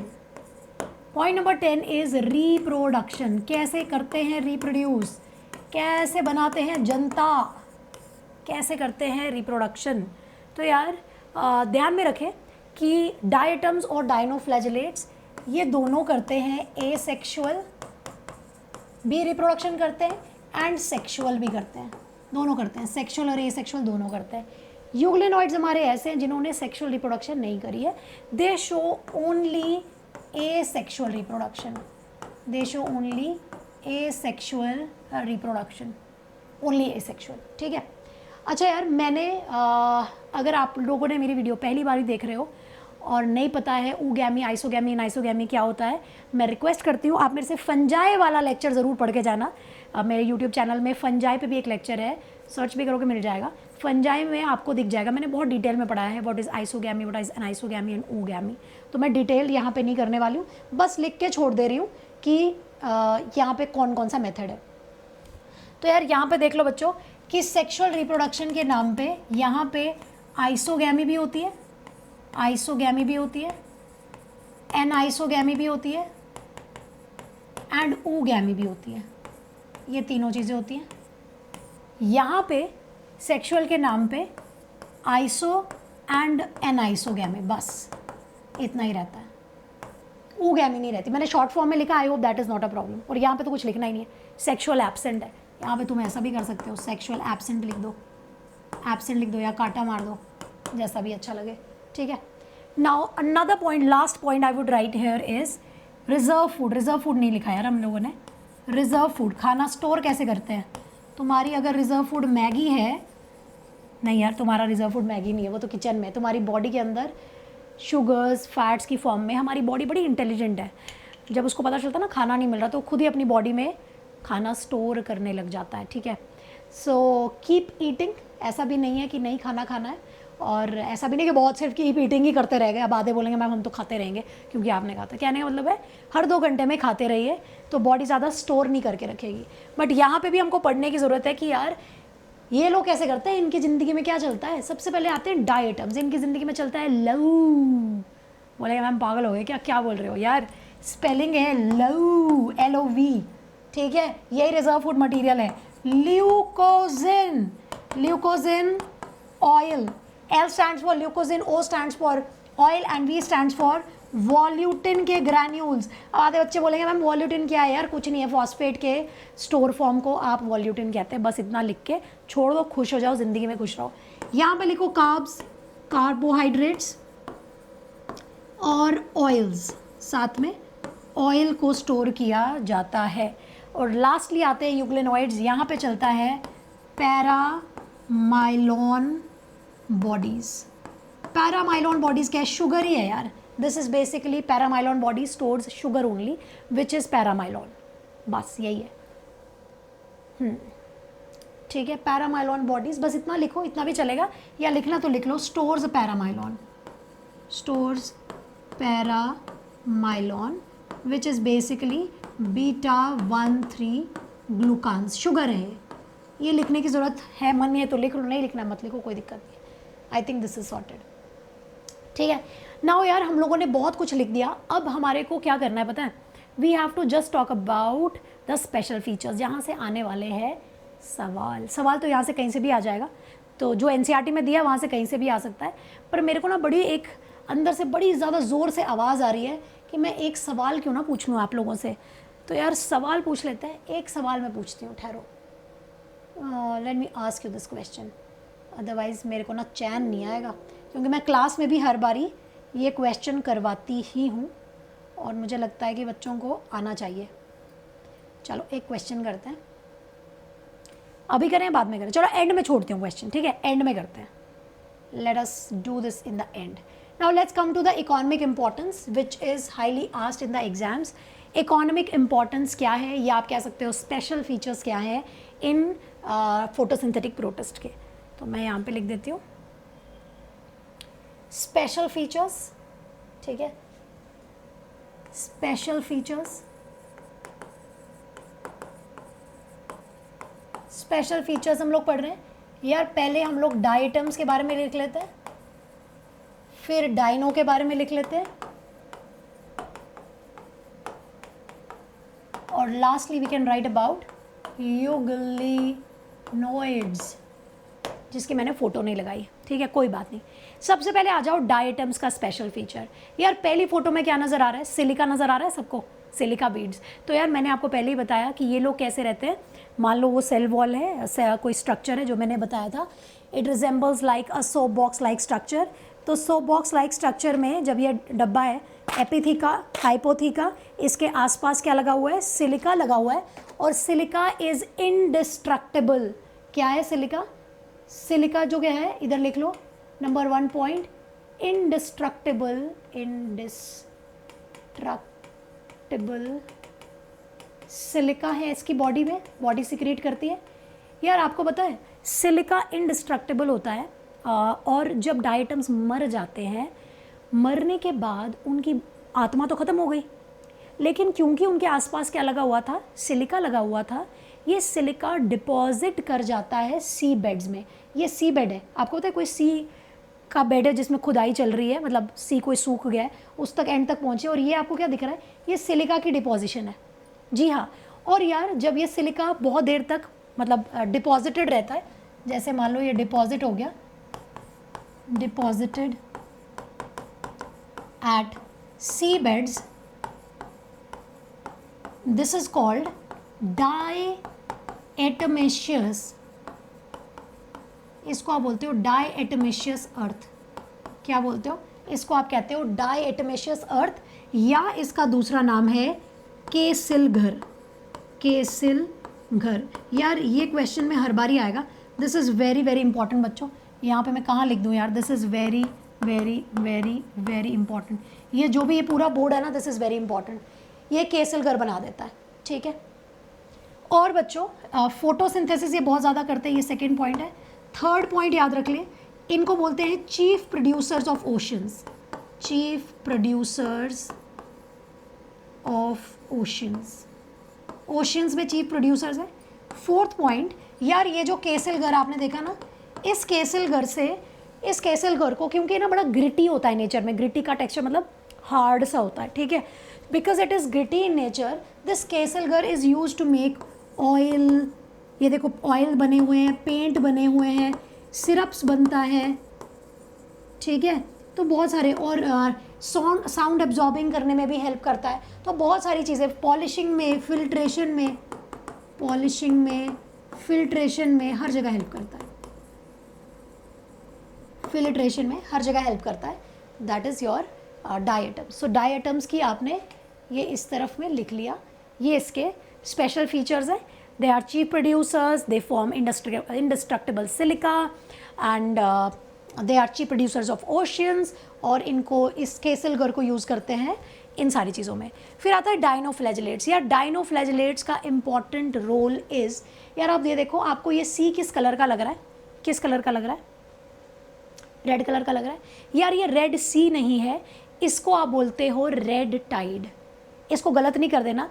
Red sea is caused by somebody else, Trichodesmium erythraeum, वो बैक्टीरिया है। रेड टाइड ये जो आप देख रहे हो, दिस इज, सॉरी इसको 1 लिखेंगे ना, मैं 2 क्यों लिख रही हूँ? डाइनोफ्लैजिलेट्स के लिए मैं रेड पेन यूज़ कर लेती हूँ।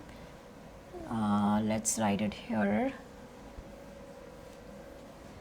सो दैट रेड पेन से जो मैंने लिखा है वो डाइनो के लिए लिखा है, डाइनोफ्लैजिलेट्स।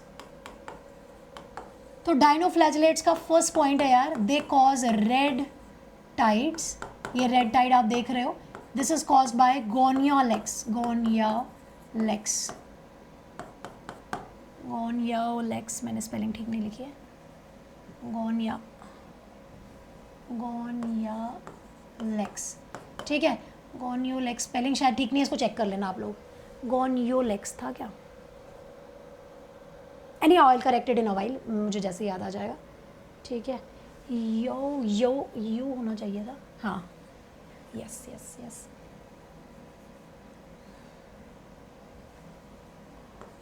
यूलेक्स, हाँ, गोनियोलेक्स, ठीक है। So number 1 is red tide, that is caused by Gonyaulax. Second point is, यार आपको बताए गोनियोलेक्स जो है, या फिर आपके जो डाइनोफ्लैजिलेट्स हैं, ये क्या कॉज करते हैं? ये कॉज करते हैं पैरालिटिक शेलफिश पॉइजनिंग। जी हाँ यार, ह्यूमंस ना शेलफिश को बड़े पता नहीं कितने एंशिएंट ज़माने से खाते आ रहे हैं। शेलफिशेस बड़ी पसंद है इंसानों को, हिंदुस्तानियों को कम पसंद होगी, बट जो कोस्टल एरियाज़ में रहते हैं उनको बड़ी पसंद होती है। लेकिन कुछ एक शेलफिश होती है, उसके अंदर आ जाता है डाइनोफ्लैजिलेट। डाइनोफ्लैजिलेट क्या कॉज करता है यार? It produces a toxin which is called sexy toxin. Sexy toxin किसके अंदर जाता है? शेलफिश के अंदर जाता है। शेलफिश किसने खाई? ह्यूमन ने खाई। ह्यूमन को हो गई पैरालिटिक शेलफिश पॉइजनिंग। इंसान को लगता है कि उसने शायद शेलफिश खराब खाई है, पर नहीं, शेलफिश ने क्योंकि डाइनोफ्लैजिलेट को खाया है, इस कारणवश इंसान को बीमारी हुई है। स्किन में ऐसे ऐसे लेजन से नजर आएंगे, ठीक है। ये तो यार मैंने क्या बताया? सेकेंड पॉइंट, डाइनोफ्लैजिलेट क्या कॉज करते हैं? क्या करते हैं? डाइनो कॉज करते हैं। डाइनोफ्लैजिलेट्स क्या करते हैं यार? ये प्रोड्यूस करते हैं sexy toxin, SAXI toxin. Sexy toxin किसने खाया? ये किसने खाया? ये शेलफिश के अंदर आया, शेलफिश के अंदर आया। शेलफिश किसने खाई? Eaten by human, eaten by human. Human को क्या हो गया? ह्यूमन को हो गया suffers from PSP, paralytic shellfish poisoning. दिखाई दे रहा है? सफर्स PSP, यहाँ लिख देती हूँ मैं, आई hope it should be visible, that is paralytic shellfish poisoning, poisoning.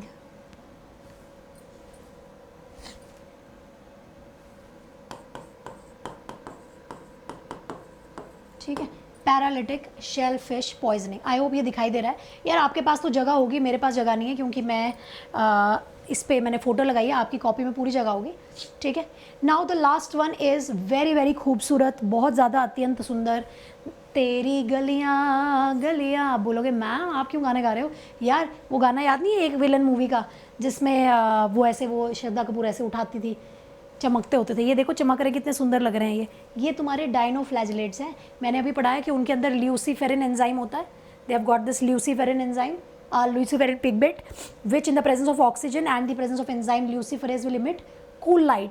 इसके कारणवश ये कैसा दिखेगा आपको? इतना खूबसूरत नज़र आने लगेगा, ठीक है। तो यार थर्ड पॉइंट अपनी कॉपी में लिखें, ये क्या करते हैं डाइनोफ्लैजिलेट्स? बायोल्यूमिनिसेंस, ल्यूमिनिसेंस कॉज करते हैं, ठीक है। कौन करता है? एग्जाम्पल है नॉक्टिल्यूका, नॉक्टिल्यूका। अच्छा यार तुम्हारा यही गोनियोलेक्स ही है जो सेक्सी टॉक्सिन भी बनाता है, ठीक है। So noctiluca causes bioluminescence. तो I hope it is pretty much clear. Now coming to the last one, that is euglenoids.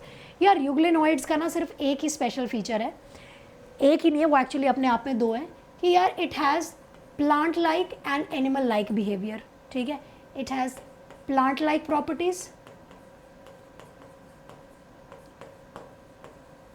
Also it has animal like behaviour. बता सकते हो क्या है? एनिमल लाइक प्रॉपर्टी भी है, क्या बता सकते हो आप? चलो बताओ, प्लांट लाइक प्रॉपर्टी क्या है इसके अंदर, बताओ बताओ बताओ बताओ बताओ। मैम फोटोसिंथेटिक, हाँ फोटोसिंथेटिक। यार इसमें क्लोरोफिल ए भी है और बी भी है ना? ये फोटोसिंथेटिक है obviously, this is a plant like feature, can not be ignored. Higher pigment है क्लोरोफिल ए और बी, दोनों नहीं होते हैं सब में, ए होता है बी नहीं होता है, इसमें ए भी है और बी भी है। एनिमल लाइक प्रॉपर्टी क्या है बताओ? नहीं मैम एनिमल लाइक तो कुछ नहीं था यार, सेल वॉल नहीं थी इसके अंदर, ये कैसी प्रॉपर्टी है, एनिमल लाइक या प्लांट लाइक? Animal like. तो यार absence of cell wall, absence of cell wall, this is a animal like future, animal like property. ठीक है, ऑल्सो कॉन्ट्रैक्टाइल वैक्यूल का होना वो भी एनिमल लाइक प्रॉपर्टी है। कॉन्ट्रैक्टाइल वैक्यूल ये भी एनिमल में ही देखने को मिलते हैं। ठीक है, तो मेरे ख्याल से we are through with photosynthetic protist, ये हमें बहुत अच्छे से समझ आ गया है। ज़रूर मुझे बताना, मुझे बड़ी वो रहती है क्यूरोसिटी कि आपको समझ आया कि नहीं आया। ठीक है, now let us quickly move on to slime moulds which is, तो यार अब देखो यार हमने क्या क्या कर लिया है, थोड़ा सा आइडिया देते हैं, घबराना नहीं है। हमने प्रोटिस्टा देखा, प्रोटिस्टा एक्वाटिक है, यूनिसेल्ड है, यूकैरियोटिक है, कुछ प्लांट लाइक है, कुछ एनिमल लाइक है, कुछ फंजाई लाइक है। प्लांट लाइक हमने खत्म कर दिए, डायटम्स, राइनोफ्लैजेलेट्स, यूग्लिना मैंने बता दिया। इकोनॉमिक इंपॉर्टेंस स्पेशल फीचर पे ज़्यादा क्वेश्चन आएगा, बाकी आपने बड़ी खूबसूरती से ये सब बना लिया है, कौन फ्रेश वाटर है, कौन सा मेराइन है। अब एक और चीज़, बच्चे ये ना सोचे कि आपने वीडियो देखा और आपको सब लर्न हो गया। बेटा मैं आपकी जर्नी आसान कर रही हूँ, पर लर्न आपको राजी खुद ही करना है। अच्छा चलो मैं एक एग्जाम्पल देती हूँ। यार जब तुमने कभी बाइक चलानी सीखी या तुमने कभी स्कूटी चलानी सीखी, जब तुम्हें किसी ने बताया इसमें ऐसे करो ऐसे करो ऐसे करो, तो समझ तो आया। जब तक तुमने खुद से नहीं चलाई तब तक तुम्हें आई चलानी नहीं आई ना। तो इसका मतलब क्लास में टीचर आपको बहुत आसान तरीके से बता सकता है कि ऐसे समझो, लेकिन यार पढ़ना कैसे, वो तुम्हें खुद जब इस चार्ट को बनाओगे ना 2 बारी और 1 बारी लर्न करोगे दिमाग में, तब जाके बनेगा ये। समझ आया? तो यार मैंने एक तरीका बता दिया, this is the easiest way possible. अब आपको बस रट्टे लगाने हैं, सिर्फ रट्टे लगाने हैं, कुछ नहीं करना और। ठीक है, I hope this should be clear. ठीक है, सेल डिवीजन हमने लर्न किया, सेल स्ट्रक्चर लर्न किया, और habitat, cell wall, flagella, spores, movement, pigments, nutrition, reproduction, reserve food पे भी क्वेश्चन आता है, and special feature. So this is over. Now the beautiful pictures that you see here is not photosynthetic protist. This my dear is slime mold. Slime molds कौन होते हैं यार? These are consumer decomposer protists. यार ये पता किसके भाई हैं? ये फंजाई के भाई हैं। मतलब हमको ना जीवन से कुछ नहीं चाहिए, हमें जीवन में चाहिए कंज्यूमर डिकम्पोजर वाली कहानी। हमें कुछ नहीं करना है, हमें कंज्यूमर डिकम्पोजर की तरह जीना है। हम डेड एंड डिकेइंग पे फीड करेंगे और हम फ्रूटिंग बॉडी बनाते जाएंगे। तो ये ऐसा येलो कलर का दिखाई देगा आपको, ठीक है। और ये इसमें दिख रही है आपको फ्रूटिंग बॉडीज़। फ्रूटिंग बॉडी तो सुंदर है यार, इसकी तो तारीफ़ करो तुम लोग। फंजाई में बनती थी ना फ्रूटिंग बॉडी, फिर जहाँ से स्पोर निकलता था, गिरता था, और फिर कहीं पे गिर के नया फंजाई की फिलामेंट बना देता था। तो यहाँ पे भी सेम चीज़ है, स्लाइम मोल्ड उन्हीं के भाई बंधु है यार। इसमें ना आपसे जो क्वेश्चन पूछेंगे that will come largely on the NCERT page. NCERT के पेज पे क्वेश्चन आने वाला है ज़्यादा से ज़्यादा, ठीक है। चलिए देखते हैं इसे, ठीक है। let us see this here। हाँ जी, पहले यार मैं आप चाहती हूँ आप NCERT की लाइन पढ़ो। आपको पता है NCERT में स्लाइम मोल्ड में सिर्फ इतना 4-5 चीज़ें दी हुई हैं। मैं आपको सब बताऊँगी, क्या आएगा क्या नहीं आएगा सब बताऊँगी, टेंशन मत लो। पहले आप ये देख लो, इतना कुछ लिखा हुआ है। और आपको पता है इस पूरे पैराग्राफ में क्या इम्पॉर्टेंट है? दो टर्म्स, डिफरेंशिएशन, एग्रीगेशन, ये दो वर्ड्स, और ज़्यादा से ज़्यादा व्हाट इज़ प्लाज्मोडियम, बस, और कुछ नहीं पढ़ना इसमें।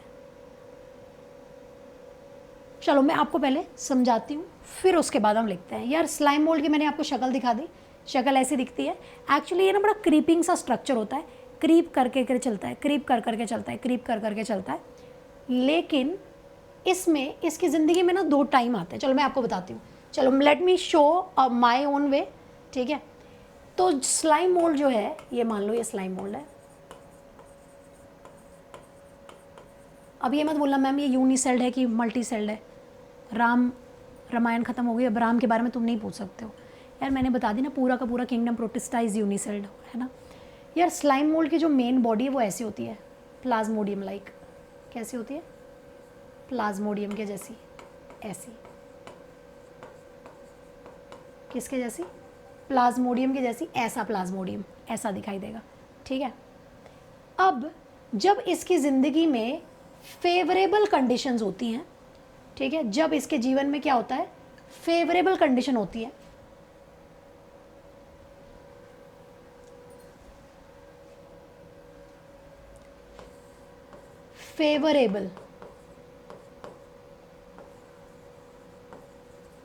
फेवरेबल कंडीशंस होती हैं, तो क्या होता है, कुछ छोटे छोटे प्लाज्मोडियम ना आपस में पास में आ जाते हैं। कुछ छोटे छोटे प्लाज्मोडियम, ये एक प्लाज्मोडियम, ये दूसरा प्लाज्मोडियम, ये पास में आ जाते हैं। यार इस टर्म को आप क्या बोलोगे? इस टर्म को आप क्या बोलोगे? यार इस टर्म को आप बोलोगे एग्रीगेशन, ठीक है। दिस इज कॉल्ड एग्रीगेशन, यानी कि ये एग्रीगेट हो जाते हैं और बाद में आपको एक बड़ा सा प्लाज्मोडियम दिखाई देगा, ठीक है। बस इतना याद रखना है कि फेवरेबल कंडीशन में स्लाइम मोल्ड क्या करते हैं, ऐसे हो जाते हैं, ये छोटे छोटे स्लाइम मोल्ड पास में आएंगे और एक बड़ा सा प्लाज्मोडियम बन जाएगा। लेकिन अगर जीवन में नहीं आई प्लाज्मोडियम फेवरेबल कंडीशन, मान लो जीवन में आ गई अनफेवरेबल कंडीशन, अनफेवरेबल कंडीशंस, अगर जीवन में आई अनफेवरेबल कंडीशंस तो क्या होगा? क्या होगा बताओ? प्लाज्मोडियम की ज़िंदगी में क्या होगा? पता है आपको क्या होगा? प्लाज्मोडियम बोलेगा मेरी ज़िंदगी में तो कुछ अच्छा हो ही नहीं रहा है, रोने बैठ जाऊँ क्या अब? नहीं, क्यों ना अपने आप को अडेप्ट करूँ, बाहर तो चीज़ें चेंज होती रहेंगी, क्यों ना मैं अपने अंदर कोई बदलाव लेकर आऊँ। Plasmodium forms fruiting bodies. जी हाँ बच्चों, प्लाज्मोडियम क्या करता है? देखो क्या करेगा plasmodium? Plasmodium forms fruiting bodies, ऐसा, ये रहा प्लाज्मोडियम, इसमें फ्रूटिंग बॉडी बनेगी, ये रही फ्रूटिंग बॉडी, और फ्रूटिंग बॉडी से क्या निकलेंगे यार? फ्रूटिंग बॉडी से स्पोर निकलेंगे। जहाँ ये स्पोर गिरेंगे, अब ये उड़ सकते हैं, जा सकते हैं, दूर दूर तक जा सकते हैं। अगर वहाँ मान लो, जैसे देखो यार स्लाइम मोल्ड जो है ना, ये फंजाई का भाई है। फंजाई को क्या चाहिए था ग्रो करने के लिए? मॉइस्चर चाहिए था, न्यूट्रिशन चाहिए था, वार्मथ चाहिए थी, यही चाहिए था ना फंगस को। अगर वैसी फेवरेबल कंडीशन है तो ये प्लाज्मोडियम, ये स्लाइम मोल्ड जो है, ये और एग्रीगेट हो जाते हैं, बड़े हो जाते हैं, एग्रीगेशन करते हैं। पर मान लो यार न्यूट्रिशन नहीं मिला, पानी नहीं मिला, ह्यूमिडिटी नहीं मिली, तो ये क्या करेगा? अपने आप को एक फ्रूटिंग बॉडी में बना लेगा, and that step will be called differentiation. That will be called differentiation. That will be called differentiation. तो यार क्या हुआ? डिफरेंशिएशन के टाइम पर it forms fruiting bodies. fruiting bodies. और fruiting body से क्या निकलते हैं? स्पोर निकलते हैं। और जब स्पोर कहीं पे नीचे गिरेंगे, क्या होगा यार? स्पोर नीचे कहीं पे गिरेंगे, मान लो इसकी किस्मत अच्छी हुई, इसको न्यूट्रिशन वगैरह मिला, तो फिर से ये अमीबा बन जाएगा, ये छोटा सा। तो यार बेसिकली आपको यार याद क्या करने थे कि फेवरेबल कंडीशन में एग्रीगेशन, अनफेवरेबल कंडीशन में फ्रूटिंग बॉडी। तो आप ऐसे याद रख लो, फेवरेट एजी, ठीक है, बस ऐसे याद कर लो, फेवरेट एजी, इतना याद रखना है। तो फेवरेबल कंडीशंस में एग्रीगेशन, अनफेवरेबल कंडीशन में फ्रूटिंग बॉडी फॉर्मेशन। कुछ नहीं लर्न करना था, सिंपल इतना रखना था, स्लाइम मोल्ड की ज़िंदगी में जब सब कुछ अच्छा है तो वो मिलके एक बड़ा सा प्लाज्मोडियम बनाता है, फिर वो ग्रो करता है और अपनी ज़िंदगी जीता है। लेकिन अगर अनफेवरेबल कंडीशन है तो फ्रूटिंग बॉडी बनाता है, और फ्रूटिंग बॉडीज़ में स्पोर्स बनते हैं। स्पोर्स कहीं नीचे गिर सकते हैं, फिर वहाँ पे जहाँ पे अच्छी ज़िंदगी मिलेगी वहाँ ग्रो करना शुरू कर जाएंगे। ठीक है, so this is the word that you have to know. अब यार स्लाइम मोल्ड के अंदर एक और बात याद रखनी है, इनमें कुछ प्लांट लाइक फीचर है, बताती हूँ। चलो पहले ना हम इसका एक काम करते हैं, पहले let us read out NCERT line. तो यार जो जो मैं एनसीईआरटी की बात हाईलाइट करवा रही हूँ आप भी उसको हाईलाइट कर लीजिए। सबसे पहले स्लाइम मोल्ड्स आर सेप्रोट्रोफिक प्रोटिस्ट्स, मैंने पहले ही बताया यार ये किसके जैसे हैं, फंजाई के जैसे हैं, डेड एंड डिकेइंग पर फीड करते हैं। The body moves along decaying twigs and leaves engulfing organic material. तो यार ये ऐसे ऐसे ऐसे ऐसे ऐसे ऐसे चलते रहते हैं, क्रीपिंग मूवमेंट करते हैं और ऑर्गेनिक मैटर को खाते रहते हैं खाते रहते हैं खाते रहते हैं। ठीक है, अंडर सूटेबल कंडीशंस, सूटेबल मतलब favourable condition, they form an aggregation, वही चीज़ मैंने बोली, एग्रीगेट करेंगे, कॉल्ड प्लाज्मोडियम। क्या बनेगा, प्लाज्मोडियम बनेगा। मैंने बनाया था ना, मैंने लिखा नहीं था बट इसको लिख लेते हैं, that this is called Plasmodium. ठीक है, तो ये हमने छोटा प्लाज्मोडियम लिया था। ठीक है, बिगर प्लाज्मोडियम या ट्रू प्लाज्मोडियम कह लो, ट्रू या बिगर बोलो, बिगर बोल लो या बिगर और ट्रू लिख लेती हूँ, बिगर या ट्रू प्लाज्मोडियम कब बन रहा है, जब एग्रीगेशन हो रही है। ठीक है, लेट्स हाईलाइट। सो विच में grow and spread over several feet, ये ग्रो करेगा सेवरल फीट तक जाएगा। ड्यूरिंग अनफेवरेबल कंडीशन, जब अनफेवरेबल कंडीशन होती है तब क्या होता है, प्लाज्मोडियम अंडरगोज डिफरेंशिएशन, मैंने बोला था ना क्या होगा, डिफरेंशिएशन होगा एंड फॉर्म्स फ्रूटिंग बॉडीज, यही चीज़ मैंने पढ़ाई, fruiting bodies which bear spores at their tips, spores बनाएंगे।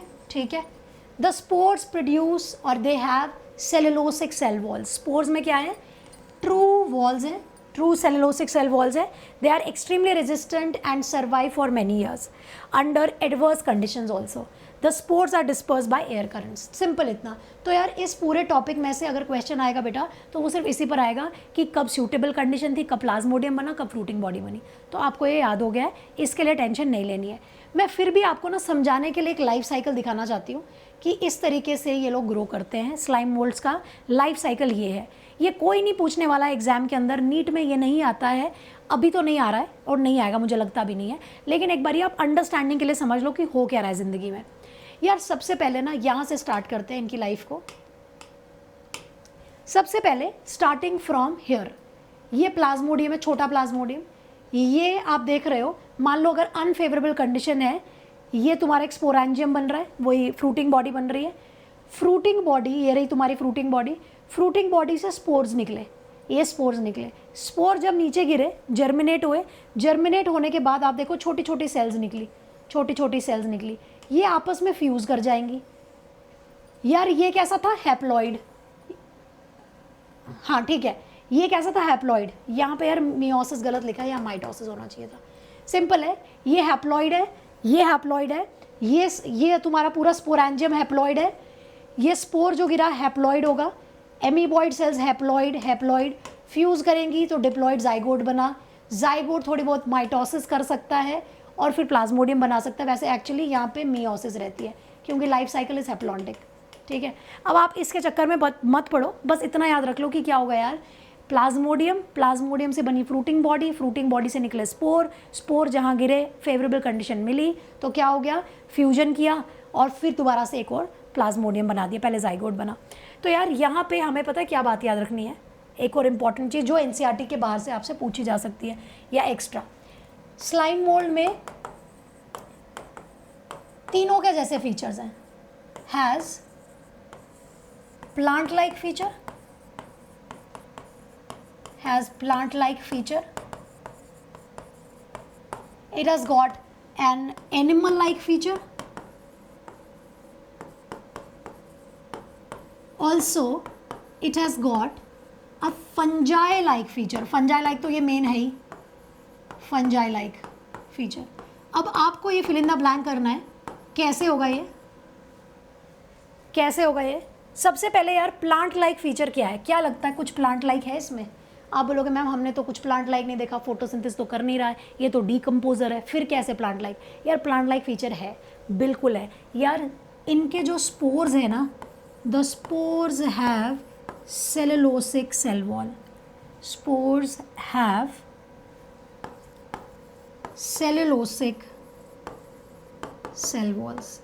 तो this is a plant like feature, this is a plant like feature. Animal like feature क्या है? प्लाज्मोडियम में सेल वॉल है।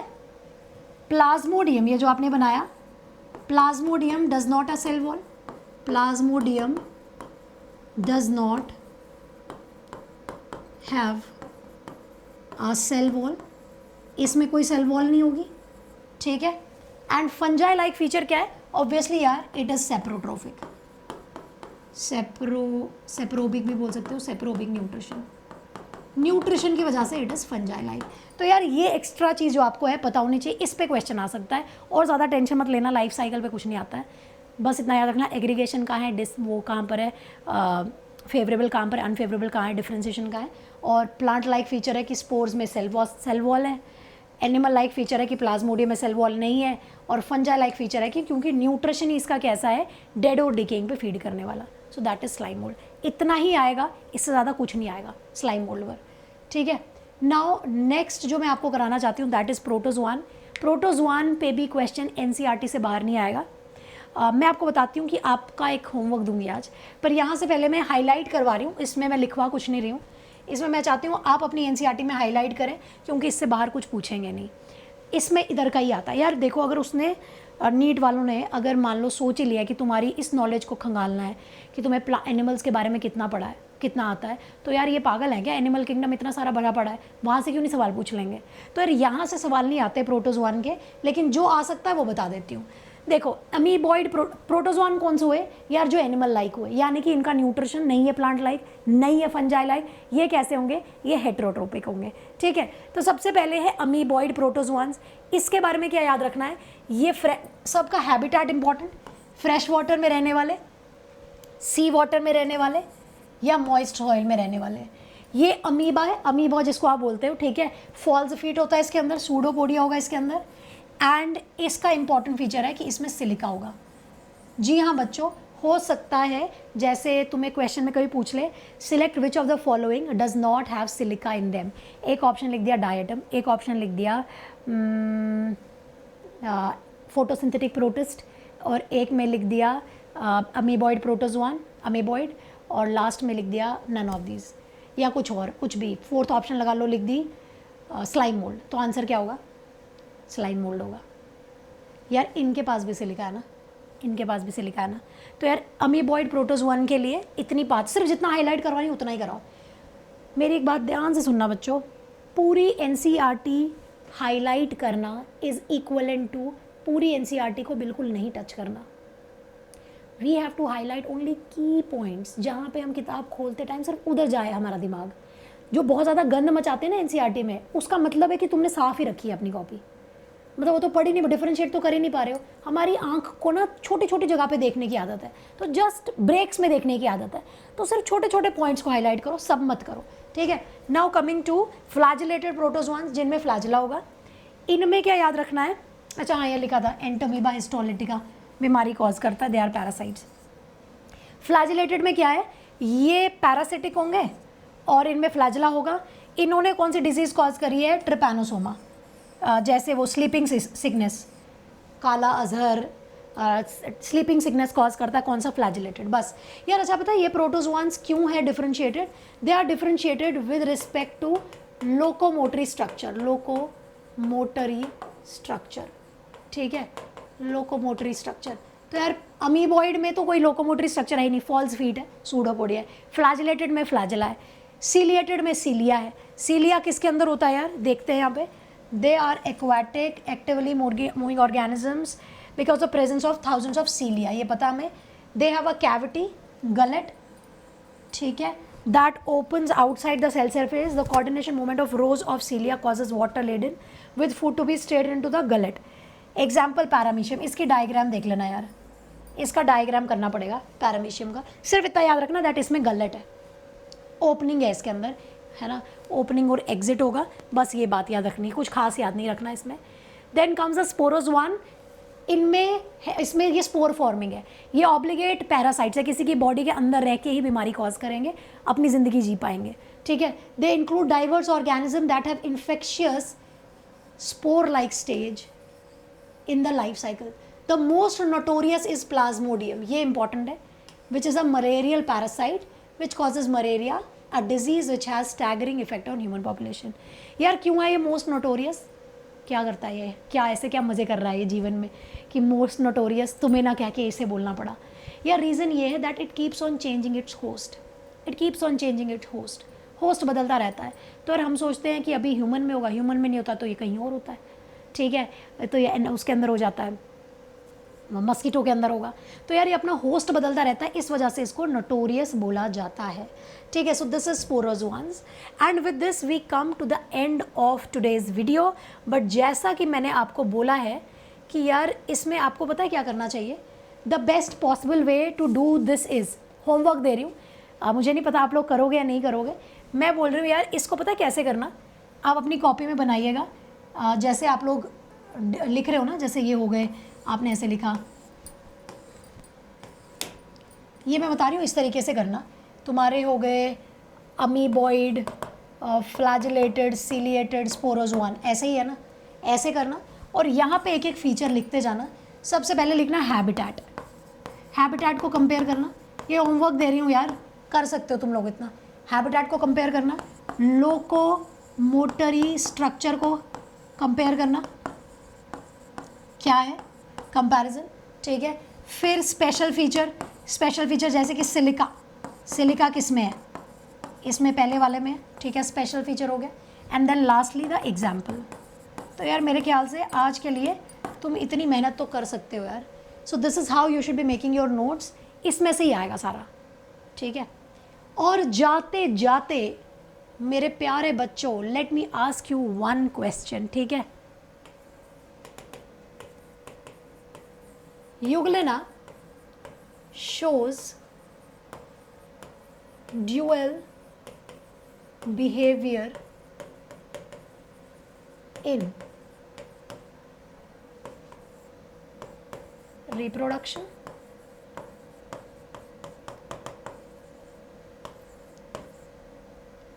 nutrition,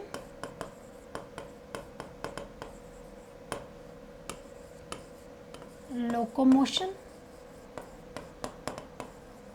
and fourth, all of these। क्या लगता है बच्चों इसका आंसर क्या होगा? आधे बच्चे super excited, ma'am all of this is our all time favourite, तो मैम ऑल ऑफ दिस ही होना चाहिए। नहीं यार, ऑल ऑफ दिस तो नहीं हो सकता इसका आंसर। पहले तो क्वेश्चन ध्यान से सुनो, क्वेश्चन में मैंने बोला है euglena shows dual behaviour in, यानी कि दो तरफा या दो चीज़ें कैसे किस में पॉसिबल है, या दो टाइप से क्या चीज़ कर सकता है। तो पहला है रिप्रोडक्शन। क्या रिप्रोडक्शन में कोई दो चॉइसेस हैं उसके पास? नो, रिप्रोडक्शन इसके अंदर तो सिर्फ ए सेक्शुअल होती है, only A sexual, this is only A sexual. तो रिप्रोडक्शन इसका आंसर हो सकता है? नो। तो फिर ऑल ऑफ दिस तो खत्म, ये तो हो ही नहीं सकता। अब बताओ न्यूट्रिशन सही है? न्यूट्रिशन तो मैम हमने अभी पढ़ा, yes ma'am, it shows mixotrophic mode of nutrition, mixotrophic mode of nutrition. हाँ,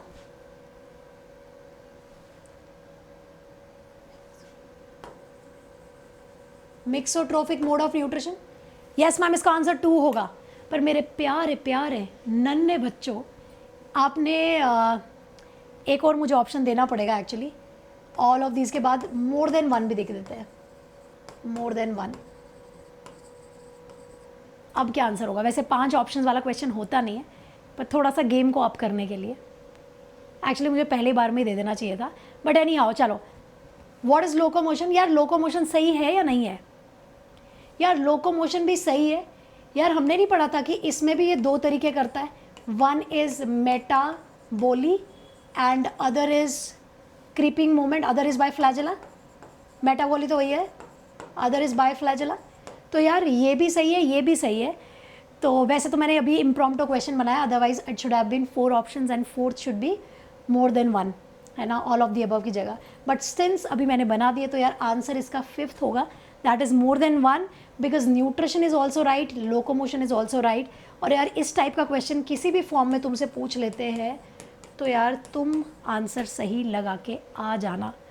तो मेरे ख्याल से बच्चों आप लोगों को मेरी पूरी कहानी समझ में आ जानी चाहिए आज के पिक्चर के अंदर, आज की इस वीडियो के अंदर। इस तरीके से क्वेश्चन पूछते हैं, घुमा घुमा के पूछते हैं।